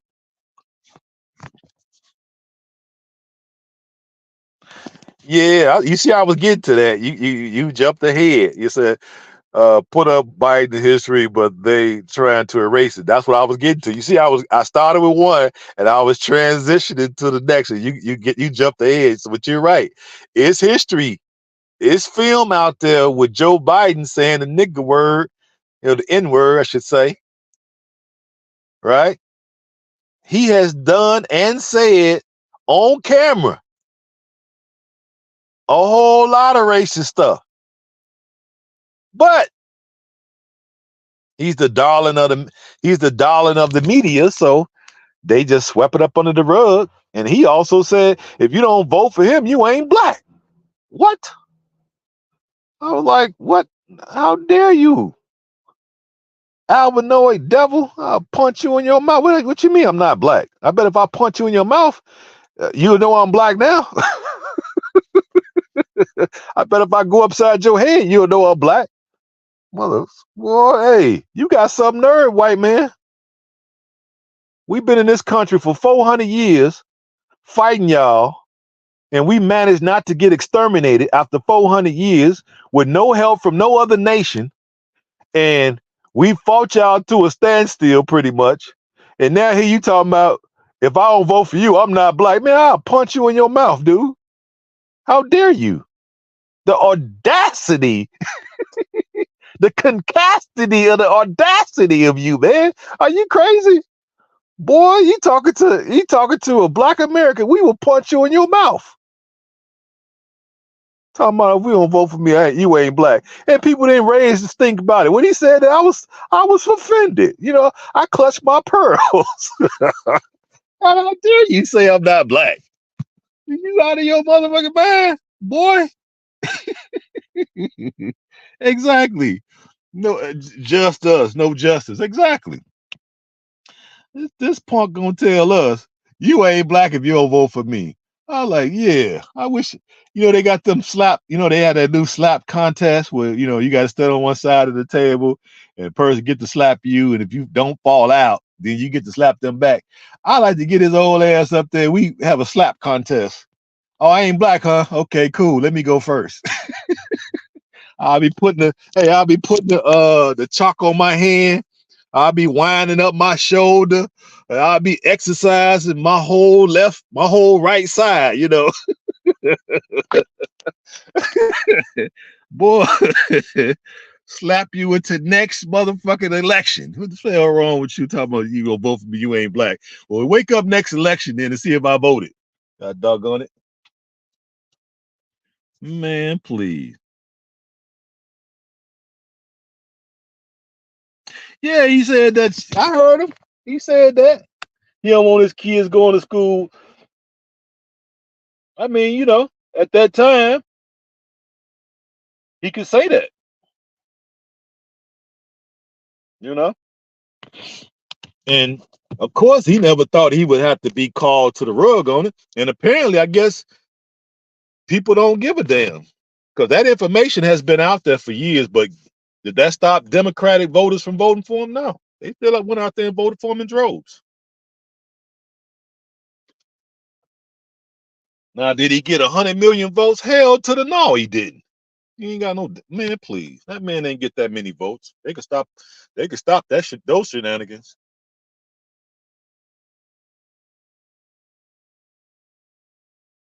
So I guess people don't give a damn. This is what they voted for. So I guess people in these sanctuary cities, you can't complain now because you got all these Democratic activists are complaining, especially in Chicago, that they're losing a lot of funding and resources to the migrants that would normally go to the black and brown communities. Hey, you can't cry about it now. You the one voted for this. So apparently you was on board with sanctuary cities because you voted for the Democrats and you knew that he was going to expand the DAC, what is it called? The DACA program. And you knew they were going to you should have known he was for open borders because Trump got his ass on the freaking debate stage and said, hey man, this dude for open borders. And he said, yeah, nobody thought none of it. Now you see the consequences of you not paying attention to what they really mean. Now open borders is a problem for you. But when he got up there doing the debates and he said it, when Trump called his ass on the rug, that's when the public's supposed to look into, okay, what does open borders really mean? This is what they meant.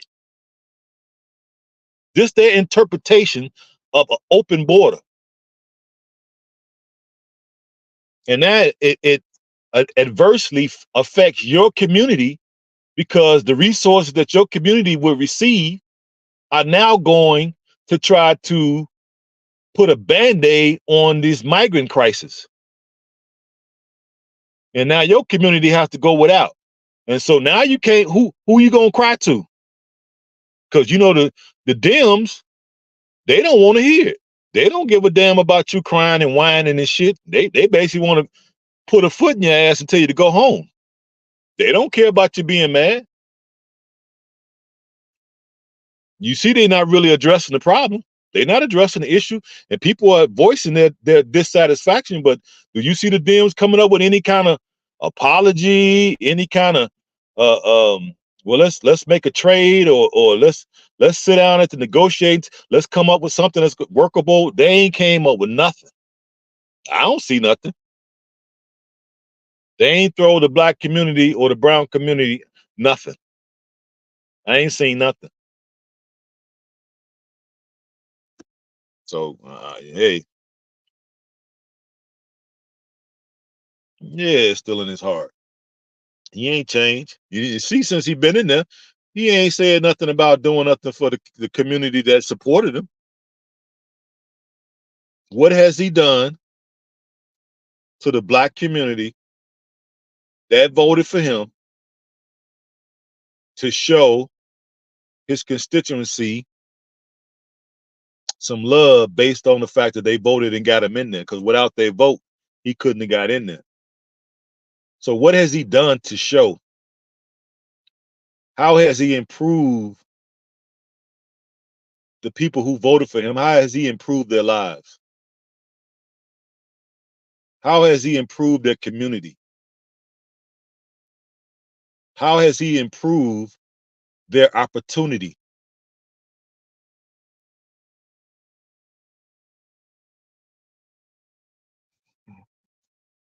Since they voted for him. I ain't vote for him, so you know, you know what I mean. you can't tell me if I don't vote for you, I ain't black and think I'm gonna vote for you. Shit. Look at how many times he ran for president and didn't win. It's a reason, of course, because he was a clown. He was a clown. He was a what I want to call him. He was a play for play. You know, he one of them type of cats. How you gonna be in office for 50 years and don't have anything significantly where like for instance,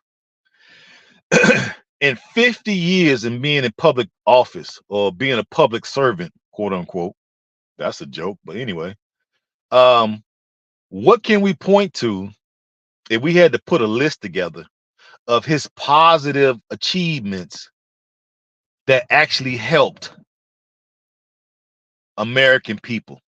If we had to put together a list of things that he did over his 50-year career that actually helped people in a significant way, I want to say nothing. Shit. I want to say nothing. What has he done? You know? Exactly. He said right after his election, he was not going to do anything for blacks in a virtual meeting with black. Yeah, I saw that with the black journalists. I saw that dumbass. I thought, like, yeah, that's got to be that was before AI really came out. I was like, that's got to be AI. He literally basically told them, "Hey man, you motherfucker go clean my car. Leave me the fuck alone." That's basically what he said. You know, hey, y'all go cut the grass and wash my car while y'all out there. Take the trash out and let your way out and let yourself out. Woo! That bug, hey, that that old fool got some nuts on him. Boy, he told them, "Hey, y'all go cut the grass, wash my car, and let yourself out." Shit, take this $10 and get the fuck up out of here. Woo! Boy, hey, he got some nerve, don't he? That motherfucker got some nerve. Hey, and people went out and voted for this clown. That's what's killing me. I'm like, boy, if you took the look, let me tell you like this. I just thought of this too. If you took president off his name, ooh, excuse me, this ginger beer is coming up. If you took president off his name, and if you took senator off his name, right, and just looked at his family dynamic, okay, he's been known to have some inappropriate relations with, you know, um, people that wasn't adults. Let me say it like that. Through his daughter's diary is where that information came from. Then you got a crackhead for a son who out here weighing up, you know, rock. He weighing up crack rock on tape. This nigga so dumb. He got the underage young lady video him, you know what I'm saying, chopping up crack rock on the scale with a pistol. Okay, you know what I'm saying? Like, what the hell going on here? And then he the same person that said if you get caught with so much as a quarter worth I mean, a quarter size of rock, you go to jail for a minimum of 5 years mandatory sentencing. What? Then he say, if you don't vote for me, you ain't black. Then he gonna say, I don't want my kids going to school with them other ninjas, right? Then he said, we don't need no more ninja big shots. We got enough ninja big shots. He said all this. Do you? And then if I had if I had just wrote that on a list and then say who is this person, and nobody probably would be able to guess who it was if I didn't say president or senator. And then I tell you that's the president of the United States did all that. What? And supposedly 100 million people voted for this clown. This got to be a nightmare. I mean, I couldn't even. I remember saying to y'all, if you go back and look at some of my previous videos where I was in rare form like 3 years ago, telling y'all that this was coming. Okay, 3, 4 years ago, I was telling y'all this was coming, and to see it actually roll out worse than I thought I was being a little bit more. I thought I was being too over the top, you know. And then to actually live through it is worse than I fucking thought. Shit, boy, I should play the lottery. I'm so damn psychic. Boy, you can't make this up. And then he sat up there on that damn debate stage with Trump, and Trump put it to him and said, "You for open borders, right?" And he kept, if you notice, Trump was like a dog on a doggone bone. He wouldn't let that. If you go back and look at that debate, it's still on YouTube. You go back and look at that debate. I don't know which one it was, first, second, third. I don't remember which one it was, but I remember Trump would not let that question die. He wanted to sear that question into the public's brain. So when he doing his campaigning now, he should make sure he should have. Hey, I wish I could. I follow him on Twitter, on X rather. I'm gonna send him a tweet and say, "Hey man, you know what you need to do? You need to bring out on your next campaign stop. You need to bring out a fucking jumbotron, and you need to play that back a snippet of that part of the debate when you was drilling that punk on the border. Was he for open borders or not? I want to see that clip on the jumbotron at all his freaking campaign rallies. That's what I want to see. Because he asked him over and over again until his ego got in the way, because you could see the frustration, because he did not truly want to answer that question, because it probably wasn't going to age good. And that's why I want Trump to show it on the jumbotron, because that did not age, because he said, yeah, I'm for open borders. And we're not for discriminating and all some old many answer he gave. And to see that did not age well, he should put that up and then have a split screen of him and Biden with that part of the question, and have a split screen, and on the other side of the screen show footage of all the migrants coming across the border. He should do that at every campaign stop. Drill it into these brain dead sheeple's minds. This is what you people voted for.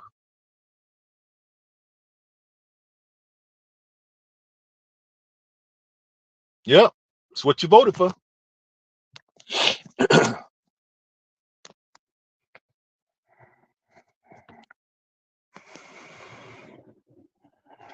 I'm just shaking my head over like, I cannot believe this. The difference 3 years will make. And they still got the nerve to think you so freaking stupid that they still, when you ask them a real question, they try to bring it back and put it on Trump. How you gonna put something on Trump and you've been in office for 3 entire years? And when they ask that punk a serious question, he'll go back and refer something to Trump. Are you kidding me? Dude, you think they finna fall? You think the public finna fall for this again? Wow.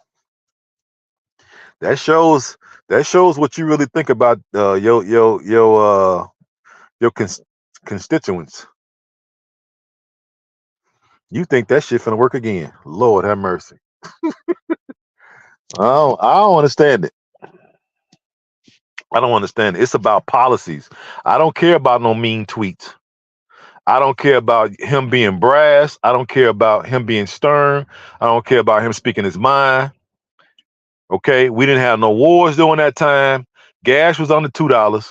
Diesel was under $2. The economy was thriving. The stock market was the highest it ever been. We was energy independent. We didn't have no wars.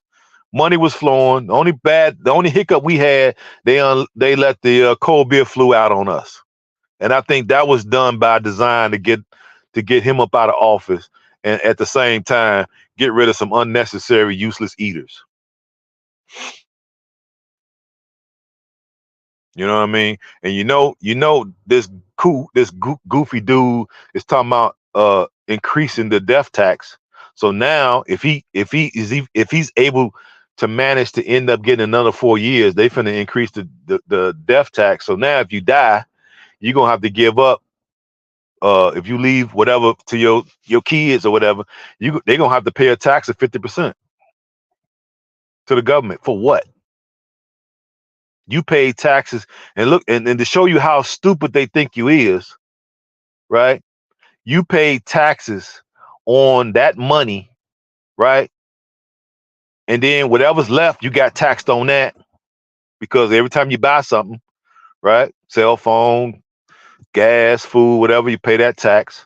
And then whatever's left over, if you manage to take that and buy a house, pay the house off, and you want to leave that house to your child. Now remember, this is after tax money that you used that to buy that house and you paid it off. Then you pass away, you leave it to your son or daughter or grandson or whatever. Now, in order for them to receive it, they got to pay 50% on after tax property. Oh my God. And they think we stupid enough to go for this. A lot of folks gonna go for it because nobody reads, nobody studies. Everybody think they know some shit, walking around here like they know some shit and really don't know nothing. Shit. Before I pay that, I'll leave this bad boy. I'm out of here. He said I want him to come to Chicago and talk who? You want who to come to Chicago? Trump or crazy Joe? Slow Joe. He said bad is good, good is bad. Yeah, hell yeah. Right is wrong, and right is wrong. Let me see. Yeah, right is wrong, and wrong is right. That shit crazy. Ooh, excuse me. Hey, you can't make this stuff up. I'm telling people. we got the Israel joint jumping off, which is sad, but I ain't got a dog in that fight, you know. When we were going through all our hell and torture in this nation, nobody really came to our aid and defense. Nobody spoke out about it. Even if they couldn't have done nothing about it, nobody spoke out about it that I remember. You know. Then you got what's going on in Ukraine over there with the Russians. That ain't got nothing to do with us. You know, them people over there ain't particularly fond of African people, melanated people. So shit, I ain't got nothing to do with that. They ain't got nothing to do with me. You know what I mean? And now you got the Chinese deal looking like they might go into Taiwan. I don't know. You know, I was expecting the Chinese to have been and done it, try to do it before he get out of office. Because if Trump get back in there, China ain't gonna pull that. You know, China ain't gonna pull that if Trump back in office. And then I think, like he said he'll stop that Ukraine deal in 24 hours once he get in office, and I believe that. All they gotta do is go to the Ukrainians and say, all right, we ain't finna send y'all another penny. We ain't finna send y'all another tank. We ain't finna give y'all another bullet. Y'all need to sit at the negotiation table and whatever the land that the Russians have annexed, let them have. Y'all, and then we'll make a deal with the Russians. Y'all get to have that. You know what I'm saying? And then um, let them work out some part of rebuilding Ukraine and give some of those contracts to Russian uh, um, companies, and then American and British companies can take over the other half of rebuilding the country. That way, everybody gets a piece of the pie, everybody making money, and Russia gets to keep its spoils. Nobody gets brought up on war charges and all dump. Get rid of all that. Sign a peace treaty, right? And replace the upper brass of Ukraine. If it was me, that's what I would do. He could end that in 24 hours.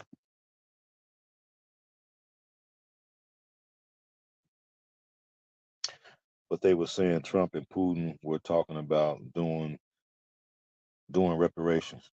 I mean, reparations would be great. It ain't like they ain't got the money. They able to send Ukraine. I think they sent them a total of 100 and something 18 billion. Yeah, that could have been part of our reparations. My thing is, if you don't feel you got the money, because that money is borrowed money, so it's ultimately we got to pay for it. So, I would say you don't necessarily have to give us monetary cash payments. You can give us some, some things that can be the equivalent. You can give us small cash payments, right? And then you got a lot of land in this country unoccupied. You know, you had promised at one point. I forgot which senator. Well, I think it was Marshall that was supposed to get us 40 acres and a mule. You could cut that back. Give us 2 acres. You know. Oh, you said Trump? Yeah, I know they was asking for him to come. Some of the Democratic activists was asking for him to come, so maybe he'll come. Because he tried to come one time, and they launched a protest over there at the UIC campus. You remember they had that big old scuffle out there because they didn't want him to come. Yeah, I bet they want him to come now, but they don't want to have no scuffle now. Chicago hurting. We hurting for resources like a bug. But all these migrants up here, boy, migrants is everywhere. Yeah, I'm like, you allowed to be going to the laundromat to clean your clothes and turn your pockets in and out, and migrants allowed to pop out your damn pockets. Shit, they got migrants everywhere. You hear me? They at the airport, they at the train station, they at the bus stop. They at the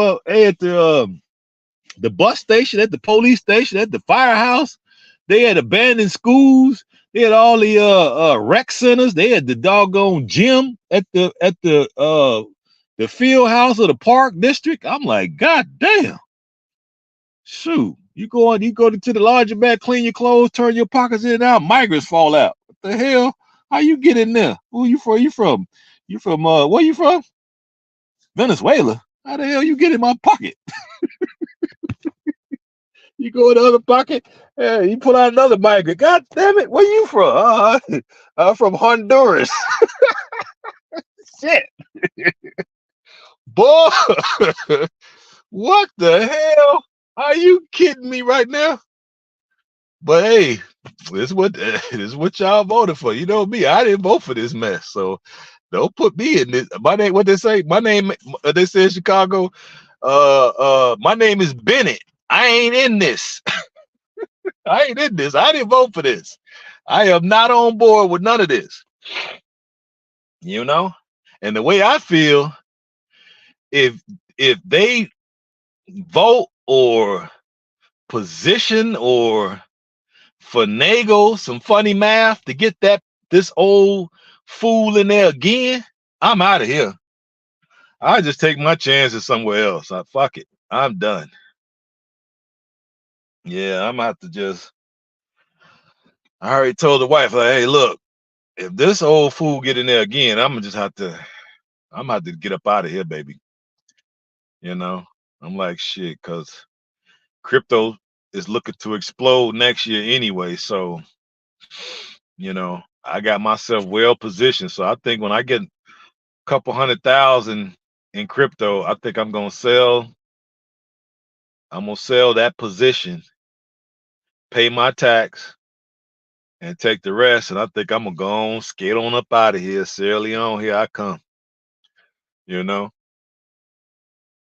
And then I think what I'm gonna do is just pay my apartment, pay up our apartment for another year, and get a car. And nothing too crazy, something nice, maybe a pickup truck. Cause them roads over there be, man, y'all know, anybody been to Sierra Leone, y'all know them side roads is just woof, especially after the rainy season. Lord, I mean, so I think I'm gonna get like a pickup truck or something, Toyota pickup truck, and I might just after 2024, 2025, 26, I just stay over there, and by then crypto been and hit big time doing the bull run, and hopefully I'll make some really good money where I don't have to come back. You know, I just go on and retire, go over there because that'll be enough for me to buy some land, couple acres at least, maybe 5 or 10, and build me a modest house, nothing too crazy, very modest house without with a nice some nice piece of transportation. Maybe get her a little putt putt to drive. I got to teach her how to drive first, and put some plants out there in the yard, some cassava and some freaking pineapples and mangoes, and you know put me some collard greens out there, some turnips, some spinach, cucumbers, tomatoes, some apple, put a couple apple trees, a couple plum trees, couple orange trees out there, a couple pineapple trees, and where we can grow all our own food. Put a nice well, couple wells out there. Put a fence around my property, and we just gonna kick it. They've been in what? Oh, for a minute. Milwaukee. Yeah, they just north of me. Yeah, I think if that old fool get 4 more years, yeah, it might be time for us to get on up out of here because 4 more years, this country gonna be finished. I don't want to be here for that. I don't want to be here because they're trying to come out with carbon credits. Y'all familiar with carbon credits? And what's the other thing that go with carbon credits? What is it called? Social credit score. So if he wins again, the next thing coming down the pike is carbon credits and social credit score, and that is gonna be hell.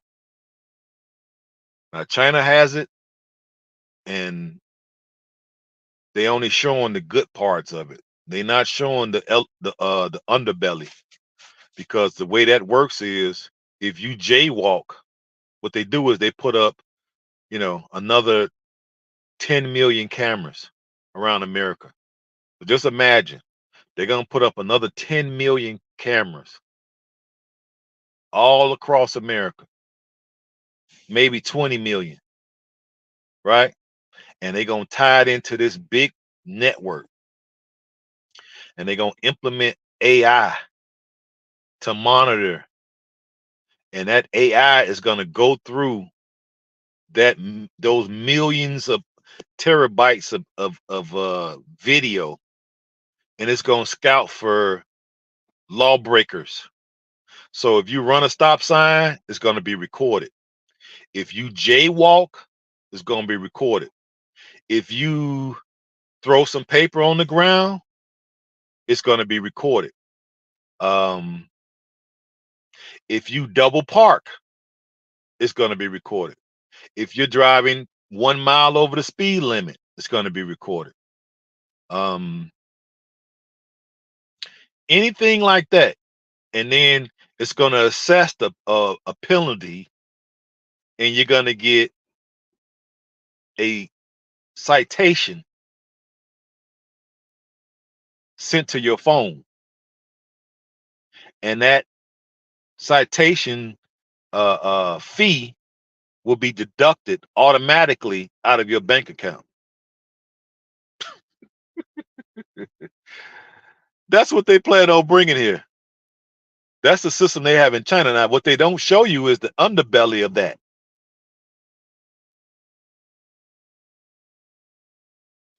You say, what? Those roads in Kenya are messed up too? Hell yeah. I already know. I ain't been to Kenya, but I already know they messed up because they like that in Ghana too. But I don't know. Sierra Leone, boy, they rough in Sierra Leone, boy. Especially them side streets.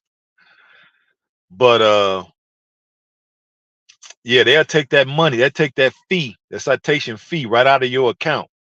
So you don't even get to, you know, you don't get to protest it, none of that. You know what I'm saying? And then if you get too many of those citations a month, it goes against your social credit score. So if your score falls below a certain percentage, then not only did you have to pay for those fines, right? Once your score goes below a certain average, then it's additional penalties that you will be assessed. Like, um, what was it? You went on uh, 2 vacations this year. So because your score fell below a certain percentage, we're declining your credit card or your debit card from purchasing these airline tickets to take a third vacation because you don't have enough social credit points, so you can't go. Or uh, let's say you fall below a certain uh, score, and you want to eat steak at this restaurant, and since your score is not high enough, when you go to pay for the steak, it's going to decline because it's going to say, well, you're below certain social credit score, so we are declining this purchase. Yeah, that's what they plan on bringing here. I'm like, Lord have mercy. It's already in China. And I know y'all saw the videos. Guys can't even catch the damn train. They can't catch the train. You can't get it. In some cases you can't even get a taxi. And they want to bring that system here. Boy, I tell you, if if I wasn't if I just didn't know this was true, I couldn't even dream up nothing this freaking crazy. So yeah, Africa looks so freaking good to me that I could go there and I don't have to worry about none of that because they no way they gonna bring all that there. That you talking millions, damn, or basically billions of dollars to build that kind of infrastructure. And you know they never gonna give the Africans that type of money. And the Africans themselves is not gonna put forth their own money to build this type of apparatus. So we ain't gonna have to worry about that in my lifetime. Now, who knows? Maybe 2, 3 generations from now they'll have to worry about it. But right now, that'll never happen. So I could go there and basically go back in time to when things were more peaceful, especially in the rural area. You know what I mean? Back in the rural areas, it's almost like going back in time. I know, right? Shoot, that's where they got it in China. Look up the social credit score in China. That shit is crazy. Okay. If your score is below a certain point, they could deny you buying a candy bar, a soda, you know. They can stop you from, and it's gonna work towards your car. That's why they want all the cars to be electric. They put a bill in one of them damn. I think it was in the NDAA bill, the Defense Authorization Act, that they want kill switches in all of the new electric vehicles starting 2026. So a kill is basically a government kill switch where they got a signal that they can send to your electric car to shut it down. So and the reason that they're trying to disguise it as, because they got to give this reason, this socially accepted reason on why they need this. And this how slick they is. They always come up under the guise of security and safety. When you hear, if y'all don't never listen to me or anything else, this is where I want you to listen to me. If you ever hear them talk about security and safety, run. Just run. Do not fall for it. Now, this is what they're gonna say. For your security and safety, we need to put these kill switches in to all of the new electric vehicles to prevent and keep you safe from impaired drivers. Now, if you ain't never heard it before, you just heard it now from me. That's how they gonna sell this kill switch. And people are not sophisticated enough to know that they always say one thing and build back doors into everything that they freaking do. Okay. And what they're gonna say is, when you get inside your vehicle, when they build the AI into your electric vehicle, the AI is gonna be able to determine whether you inebriated, is that how you say it? Right? Or let's say intoxicated or not. And if the car detects that you intoxicated, it won't start. Okay. The AI is gonna be able to determine. I don't know if they're gonna have something you have to blow in, or the technology gonna be good enough where you could just get in. It's gonna know. You probably gonna have to blow into something, and that's probably how it's gonna start out. Because then that looks more, simpler or more plain Jane to get you to buy into it until the technology catches up to you. But you blow into it, and if the car determines that you inebriated, now it won't start. Okay, but at the same time, that's what they're gonna tell you because that's socially acceptable. You'd be like, okay, cool. I don't want to get hit by a drunk driver, so yeah, I think this is a pretty good idea. People should have to blow into their car before it starts because that way it prevents people from getting killed by drunk drivers. It's pretty innocent. I agree. But now here's the back door that they're gonna build on the back of that. When they feel that the public is getting fed up with they bullshit and is going to determine that they're going to come together for some type of revolution, they want the ability to shut down everybody's car. Shut down your truck, your car, okay? Shut down your means for transportation, which would make it very, very, very difficult to amass enough people together to form any type of resistance or protest or however you want to phrase it. But hell, shit. You going back to Kenya? I don't blame you. Shit, I might meet you there because my wife was saying that let's go somewhere other than Sierra Leone. I'm like, I don't know now. I like Sierra Leone. I don't want to go nowhere else, baby. But, she grew up there and she's saying because of the failed coup, it's got her kind of scary. I'm saying, well, that shit was going on in Freetown. Woman, you ain't in Freetown, so you 5 hours away from where that stuff was happening at. So it didn't necessarily affect the area where she from. So I'm like, what are you tripping about? I know y'all was on lockdown or whatever, but not lockdown. I'm gonna say curfew, but it wasn't that bad out where you was at. Shit, they still let y'all roam around all day. But I feel her. I'm like, we'll see. I said, if anything, we'll go to Ghana because Ghana's like my second. Sierra Leone first, Ghana second. And if I had to name a third, the Gambia.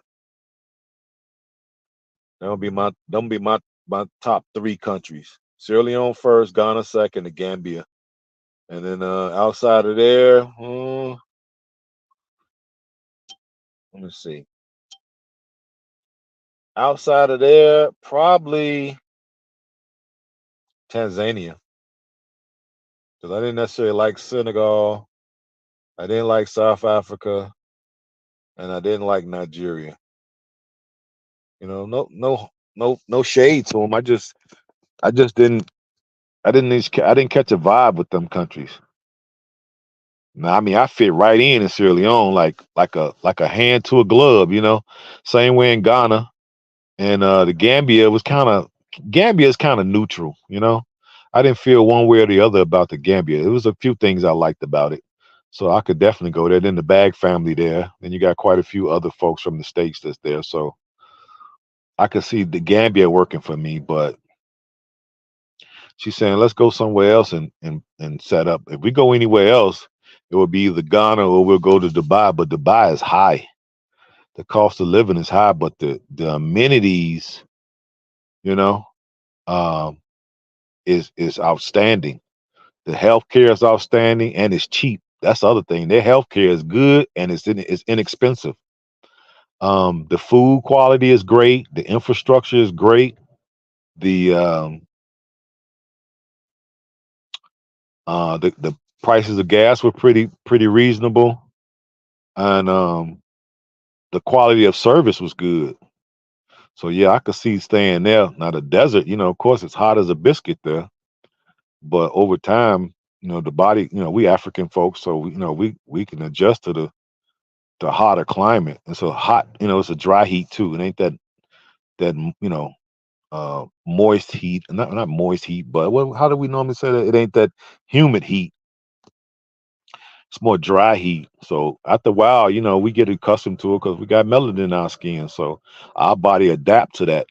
So it ain't like it's uncomfortable initially because you're coming from the west, but over time your body adjusts to that. You know. So yeah, but I do plan to go to Kenya. I don't know exactly when I'm gonna go. I'm probably gonna go when I get ready to go to. I want to do when I go to eat. When I go to Kenya, I want to do Kenya, Uganda, and Luanda. I want to probably hit all three of them on one trip. So I may have to just drag her, just me and her go, maybe sometime in 2025. So maybe we'll do those three countries at the same time. Just me and her, just go and map everything. Take me like a year and map it all out. Airfare, where we gonna stay, food, accommodations, and excursions or whatever, and then do that like in the middle of the year in 2025, somewhere around March or April, and then toward the end of the year, I would like to go to Ethiopia. Yeah, I want to do Ethiopia and mostly just Ethiopia. I think just take like a month and go there. I want to see all the historical Christian churches.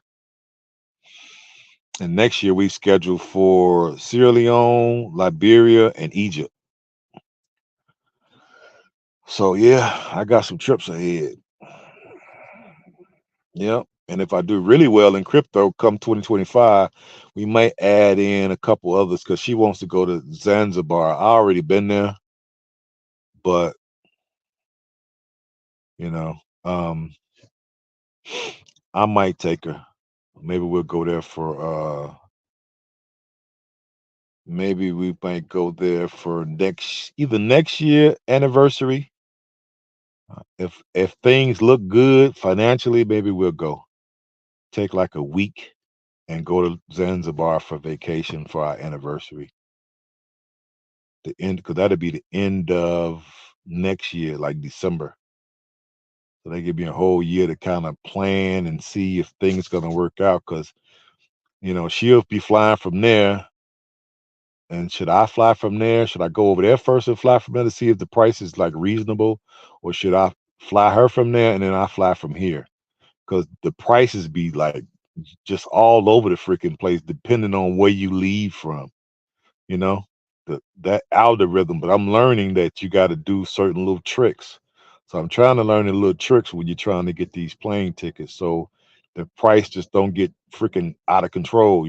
Just paying for airfare is like, what the hell? The price is crazy right now. Price is crazy right now. Yep.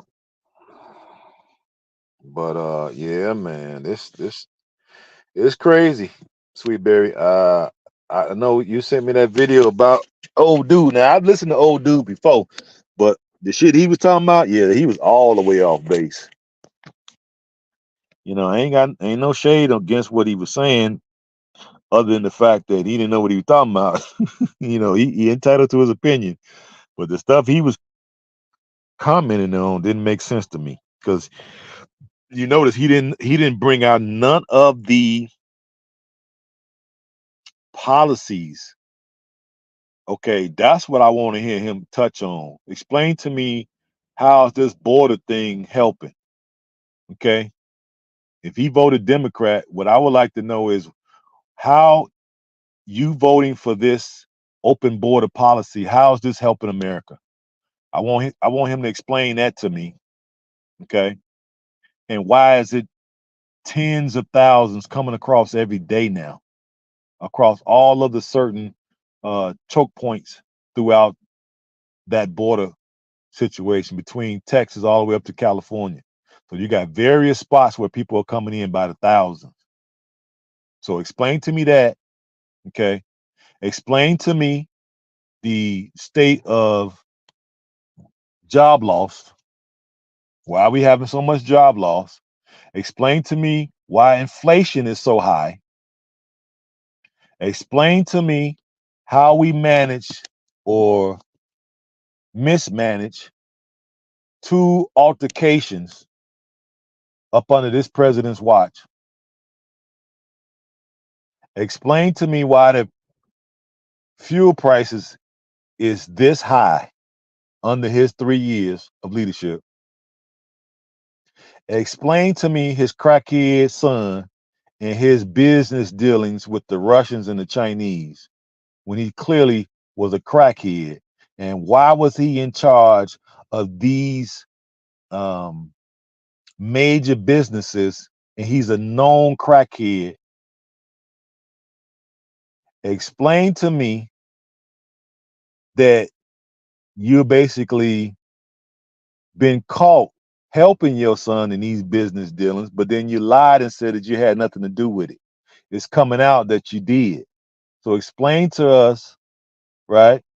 Do he agree with the level of involvement that the president has had in his crackhead son's business dealing with the Russians and the Chinese and the Ukrainians?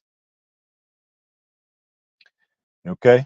Explain to me the whole concept of Bidenomics. Okay? Explain to me all these banks that's going under, all these trucking companies that's closing, the supply chain is basically shutting down. Okay? Explain to me that how is it that he managed or mismanaged our relationship with Saudi Arabia to the point that Saudi Arabia has joined BRICS.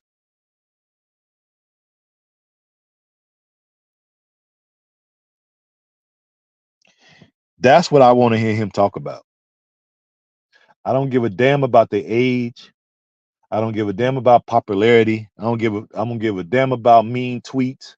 I don't give a damn about how stuff sounds and all of that. Explain to me those policies. And if you can't explain that to me, then I don't want to hear nothing about all that other stuff. Because that's what really matters. I'm not trying to hear nothing else.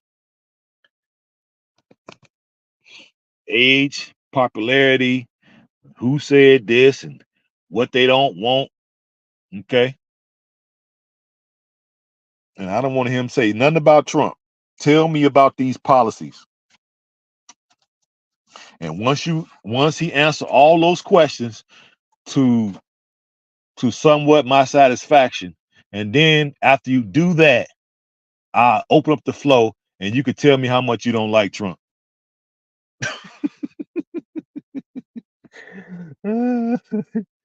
Of course he ready to talk about. That's why I stopped listening to him.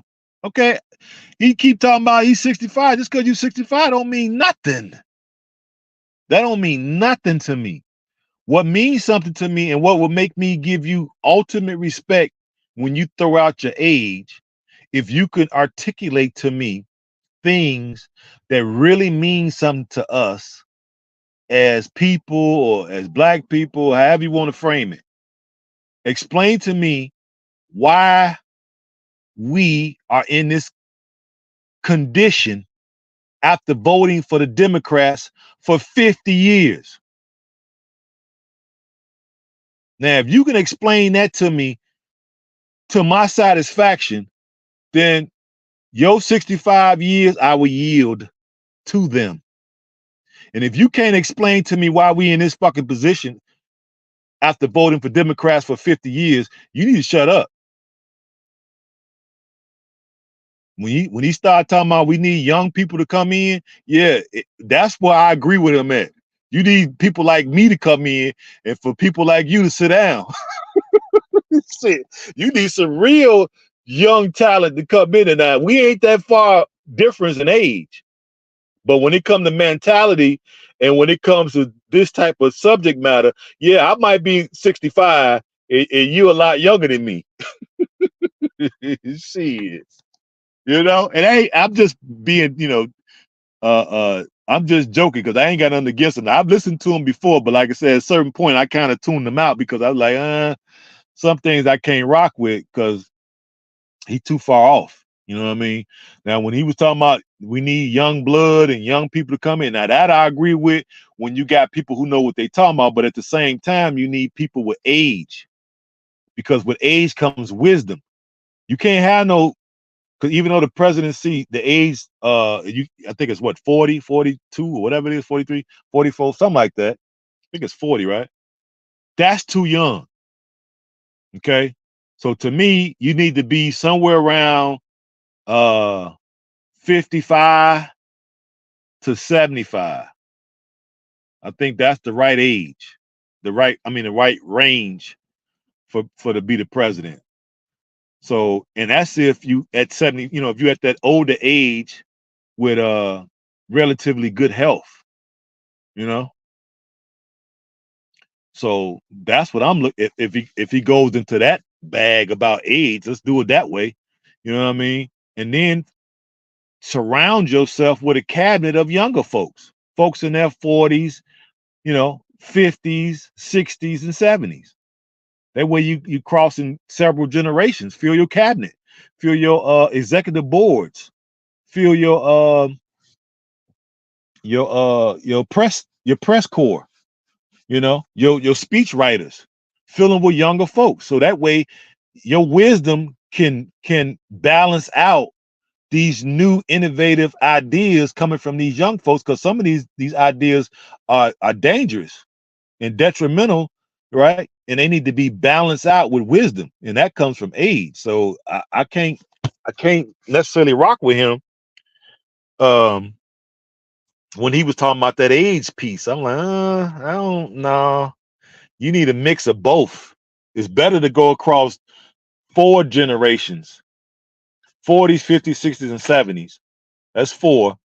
And then have a leader, senior leader in place to bring them generations of ideas together with balance. And that's where wisdom comes in. To me, that's a better formula than the way he was saying. You know what I mean? But like I said, I've been doing it. I've been into this stuff since I was 19. So I may got a um advantage over a lot of people because I've been doing it since I was 19. Okay. So I'm a lot more advanced now. When I go places, I don't speak about this type of stuff because it's too advanced for folks.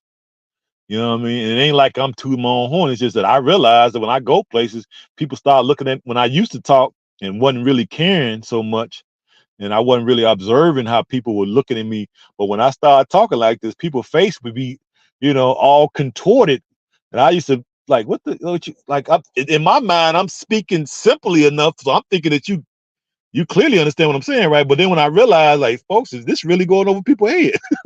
So I'm like, wait a minute, wait a minute, wait a minute, wait a minute, wait a minute, wait a minute. Let me stop doing that.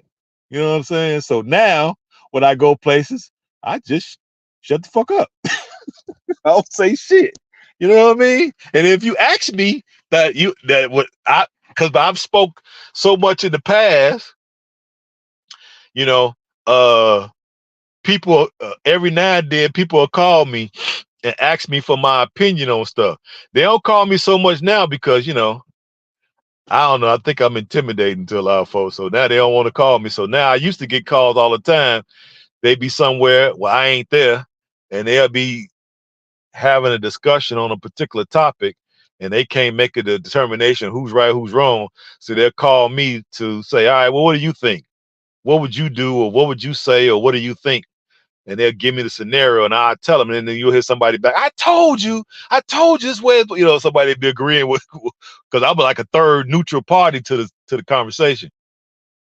But lately, nobody's called me, and I suspect, but I don't know. I could be wrong.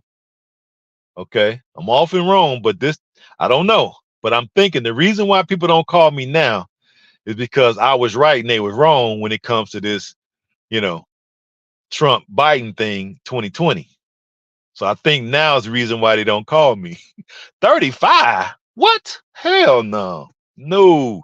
What you mean 35 for president? Nah. Hell no. Nah. I know my man over there in Burkina Faso, uh Toure or whatever. What is he, 30 something? Now in his case, yeah, he a military, yeah, he's a smart brother now, but for this country, no. No. No. 35 won't cut it in this country. Hell no. No, no, no, no, no, no, no, no, no. No. Yep, 55 to 75. I think that's the proper age. Oh, you say it's 35? Yeah, okay. I thought it was 40. It's been a while. Y'all got to forgive me. It's been a while, but that is entirely too young.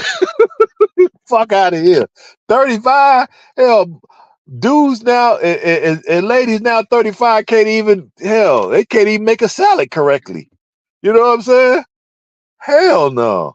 35? No. Absolutely not. They'd have dumbed us down so much with 35 as a joke. You know what I mean? Shit, hell no.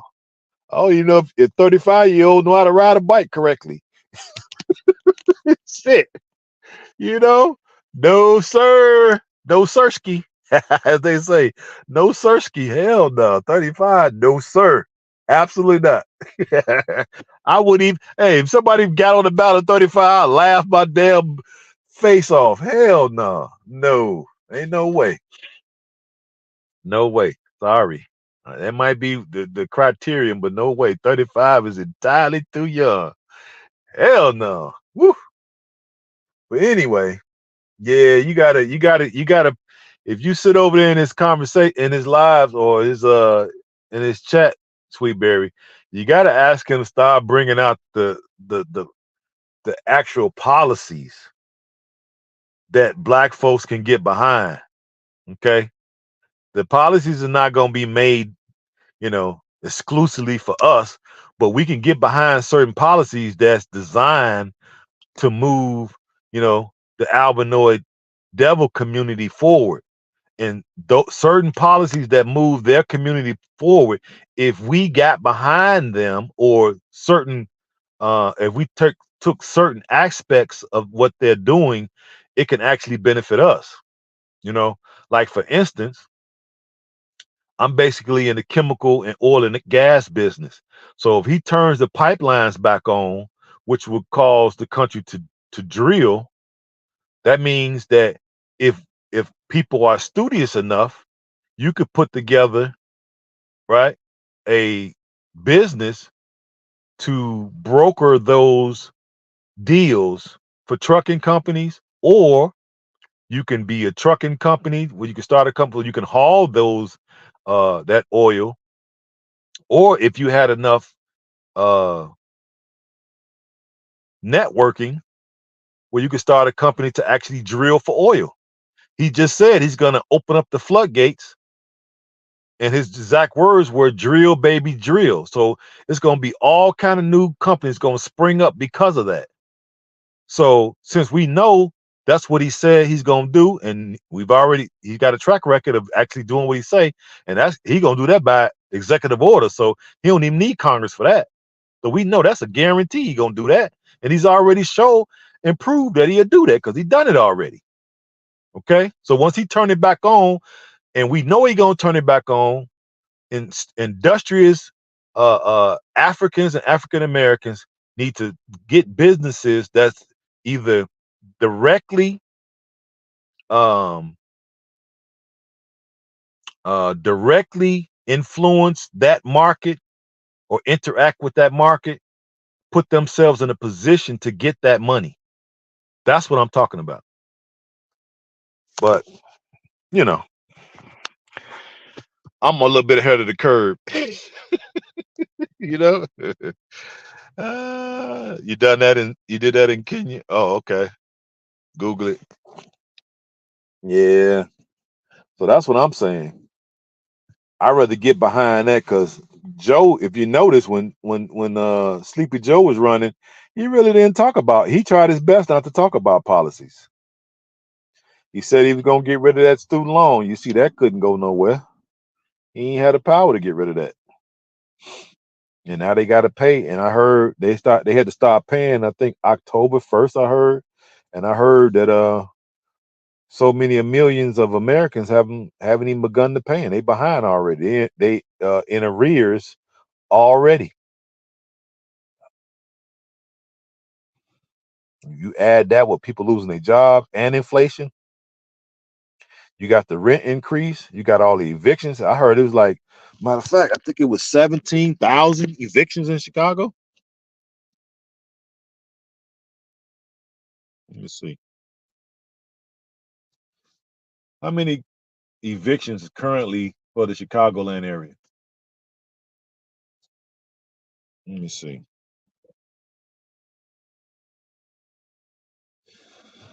how many evictions in Chicago 2023. There are more than 14,000 eviction cases were filed in Chicago through September, putting the city on a pace to nearly match last year's totals. The numbers of evictions enforced by the Cook County Sheriff is also increasing. In the name of half of 2023, the sheriff evicted 3,500 households compared to 4,800 in all of 2022.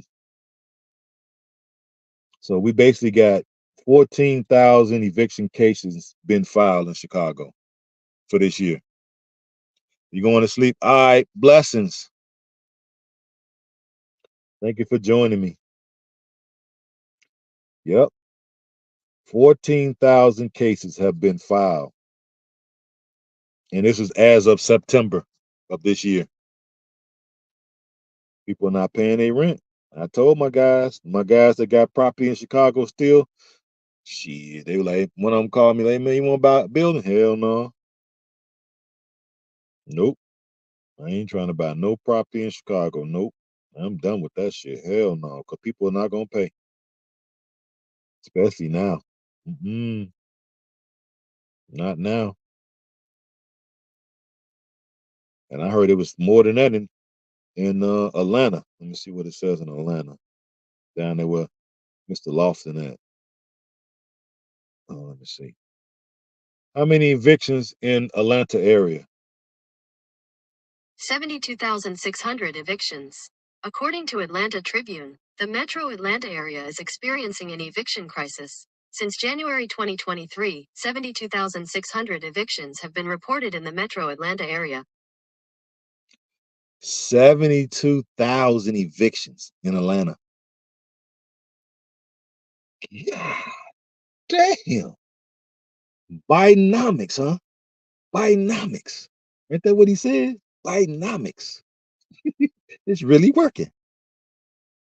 72,000 evictions. I thought, hell, they got way more than Chicago. What the hell?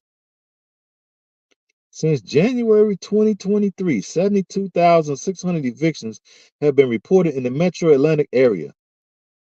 In June alone, 11,149 evictions occurred. In June alone, 11,000 evictions in June alone. I told Mr. Law, what I call Mr. Lofton tomorrow? Oh my God, I'm getting on his ass. I told him, so Liz, woo-wee. I told him it. What did I get? I thought it was 17. That was 72. Wait till I tell him I was way off. Atlanta fucked up. It says, whatever, according to the state published by the Atlanta Federal Reserve Bank. Ooh, it's a damn credible resource. What I need to get? What I need to get my tanker. Get your tanker, then. Come on. Uh, the study focused on Clayton, Cobb, DeKalb, Fulton counties. Yep, that's what Mr. Lawson at, Fulton County. Over 72,000 evictions in Atlanta metro area within 7 months of 2023. Oh my God, Lord have mercy. Hey, and the country is doing so well. It's what Obama, I mean, it's what Obama, Lord, that's a 40-inch slip. Old man Joe said the country is doing better than ever. She's 72,000 evictions ain't nothing. It's just Atlanta, Lord. See, this is the reason why when the real estate market crashed, guys, oh my God, this shit is gonna be a tsunami. This country, excuse me, this country is finished. This country finished. This is what y'all voted for. Y'all Democrats, this is what y'all voted for. So I guess y'all happy. Guess y'all happy with y'all handiwork. That's what y'all wanted. There's no way. Atlanta ain't no way. These cities ain't no way they're gonna be able to survive this. Now, I did have a theory about this because I said this eviction thing, it's gotta be because they always have like, they give you this what they call it, the dialect, what they call it, that I can never say this word right. Where it's the problem solution, right? They give you the problem, right? And they give you the solution. So I think now that they see this is gonna be a problem, if they evict all these people, right? Just think, they evict all these people, and then the government give the voucher to the migrants, give them a housing subsidy voucher, give it a new name because they don't want it to go up under the same old programs. But then it'd be easy for black folks to tie that into, hey, that's our money. What you mean you give them Section 8 to the migrants? So no, don't give it that name. Give it a new name. Let's call it subsidized migrant housing voucher. That way it's only for the migrants, and put it in some obscure area outside of the black community, and then have the migrants go over there and get the vouchers. And then when you put all the folks out who ain't paid, you can fill those properties back up with the migrants. Now, what are you gonna do with the people that you evict? Where they gonna go?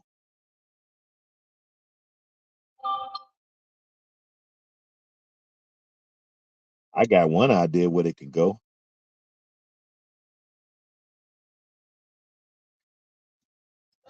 But in order for me to complete my theory, I need to go look up and see how many new prisons are they building. How many how many new prisons are slated to be built within the next 5 years is what I need to be going and looking up. to complete my theory. Because in my mind, if they got 5 or 6 or 7 new prisons to come online here in the next 18 months, and you evicting 72,000 and you taking away their jobs and inflation is runaway inflation, you're gonna need a place to put these people. So that seems like a 1 plus 1 equal 2 to me, but I could be wrong. You know what I mean? I just got a crazy mindset, but that's what I'm thinking. Like that makes sense to me. You got a ready-made population to fill up your prisons. If you evict 72,000 and you get rid of their low wage, low paying jobs, huh? You take away they government handout, right? Ooh wee. What the government won't do. The Democratic government establishment will not do that to its citizens. I just know that ain't gonna happen. Nah, I know the Democratic establishment would do that to their constituents. They wouldn't do that. They wouldn't do that, right? Nah, they wouldn't do that. They not that bad, you know. They're not that bad. They wouldn't. I know they're not gonna do that to their constituents. I'm sure they're gonna come up with some plan to bail those people out. I just know they are. I know they ain't finna let 72,000 people get put on the street. You know, they just stressed right now. They got to take care of all these new folks coming across the border, and we got to take care of Ukraine, and we got to take care of Israel, and you know, we got to make sure the senators get their raises, and they just, they strapped for cash right now, so they can't help everybody. So I think the odd man out is the Democratic voters. You know, they'll understand. They're very understanding citizens. They'll understand that, we'll take care of y'all later. We got other people to take care of right now. And I'm sure y'all understand, you don't mind living on the street for a few months, right? We'll take care of y'all. We'll fund some type of program in 6 months. Which y'all got to vote for us though. If you don't vote for us, we can't we can't find no new money, so we can find y'all a place to stay. So if y'all got to vote for us, see, boy, I got to get up out this damn country. Got to get up out of here. This shit is terrible. I got to get up out of here. I'm sorry, guys. Y'all can have this bug. I didn't sign on for none of this shit. Hell no. I didn't sign on for none of this, man. Y'all can have this. Y'all voted for this. Y'all can have it. I did not sign on for none of this madness. This is what y'all signed on for, so I'm gonna let y'all have it. Maybe y'all know something I don't know. Maybe I'm just negative, and I just see everything with as a rainy day or something. Every time I see stuff, I guess that's the way I am. I'm just a negative person. I see everything, with a bad light. Cause to me, don't none of this makes sense. I can't see how we go win out of none of these scenarios that I brought up. All I see is loss after loss. Shit. I don't see no wins. You know? All I see is loss. I don't see how we could win. Mm, mm, mm. Dude, don't get so close to me now. Guy pulling in behind me. Okay, yeah, he cool. Yeah, I don't see how we gonna win, people. So I didn't sign on for this, so I think I'm gonna just get on up out of here when I get a chance. You know, I'm making a few dollars, so let me make my little few dollars and stack them up, get into my crypto, and then bull run is right around the corner. The halving is happening, and then the ETFs are probably gonna be approved here in the next week and a half, 2 weeks. So Once this stuff starts skyrocketing, I'm gonna take some profits on the way up, and I'm gonna go on and start giving y'all content from overseas, and until we get Orange Man. Now we get Orange Man back in there, then we can have another conversation because he gonna turn the money supply on ASAP.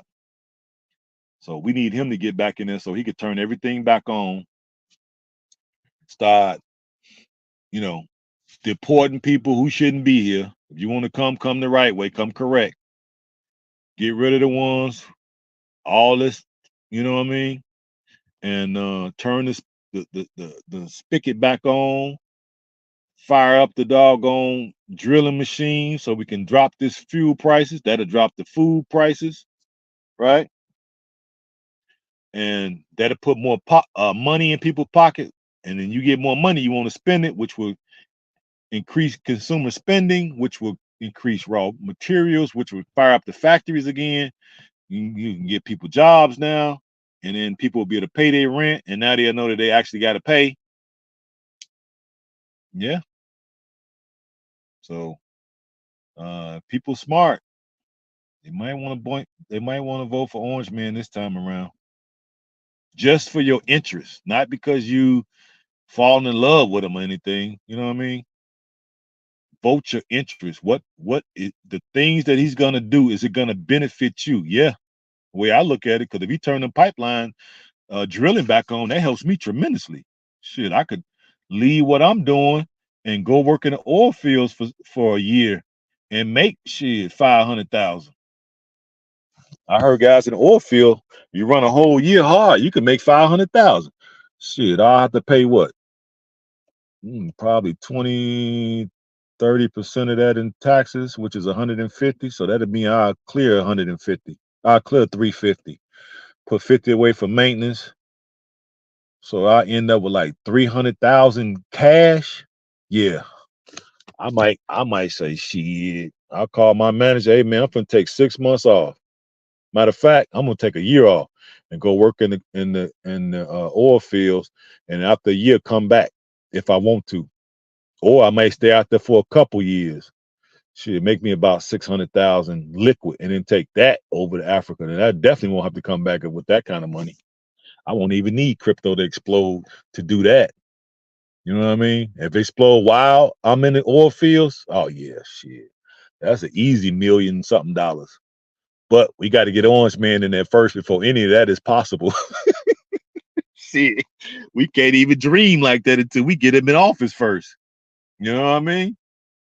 Because if he bring fuel prices back down to under $2, oh yeah.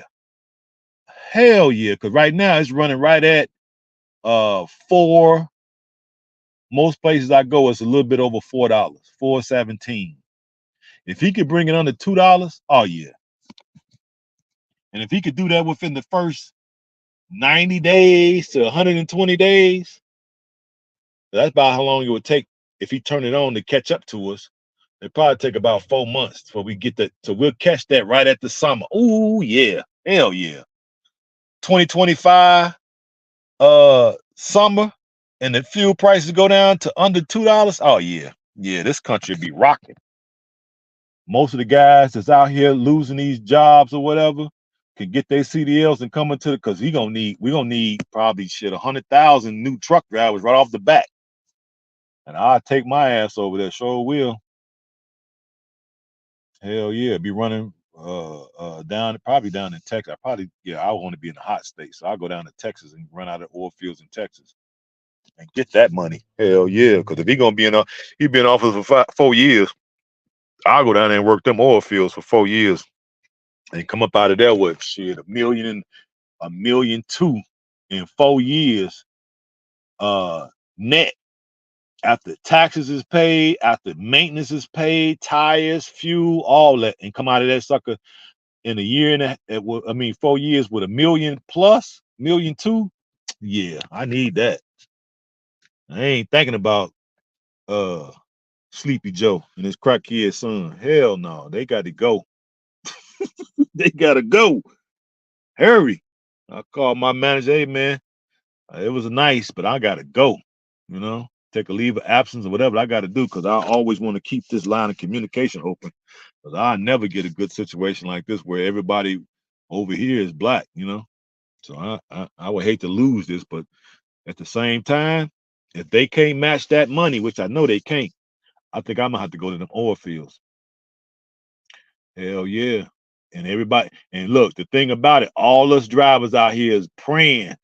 We're praying to the orange God, Trump, that he get back in office so we can go to that oil. Because if he open, look, the mere fact that he said that we salivating out here, we like, Lord, please let him get in office. Please let him get in office so we can go work in the oil field because we'll make 500,000 a year. Shit. To keep up with demand. Because he said we're gonna have net export, which means we could sell oil. Man, so you mean tell me we could bring our own oil down to under 2 and we could sell oil and make billions? Shh. Yeah, I'm done. I'm done. I was sold 2020, so you know me, I voted for him then. I was pissed. I'm still mad. See, I'm still mad, you know. I already said I want to punch my man in the face 3 times already. I'll be Secret Service gonna be knocking on my truck here in 10 minutes. Hey man, you can't keep saying you're gonna punch the man in the mouth, man. You know? I'm like, I'm just joking. You know, I wouldn't punch him in the mouth, you know, unless I got immunity. If Trump would if Trump would if he would give me clemency, you know, I'll punch that old hey man, you know what? Trump he go commute my sentence, you know? Shit, why not? Knock that old fool out. Here, man, his son. I knocked both of y'all out. One with the left. I knocked Joe out with my left. And I knocked Hunter out with my right because I want to hurt him. How you a crackhead? And matter of fact, what one thing I missed when I was laying out my scenarios, whatever happened to the crack cocaine in the White House? They never did tell us who that was. That story just miraculously disappeared. You know, they stopped talking about it. Nobody was prosecuted. They got to know who it is. You know that you got to have ugly cameras in the White House, I assume. So who left it there?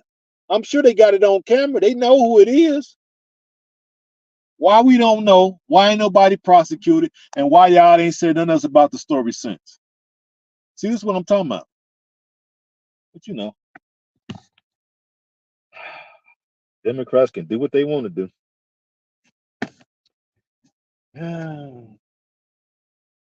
Yeah. All right. Well, I'm getting up out of here.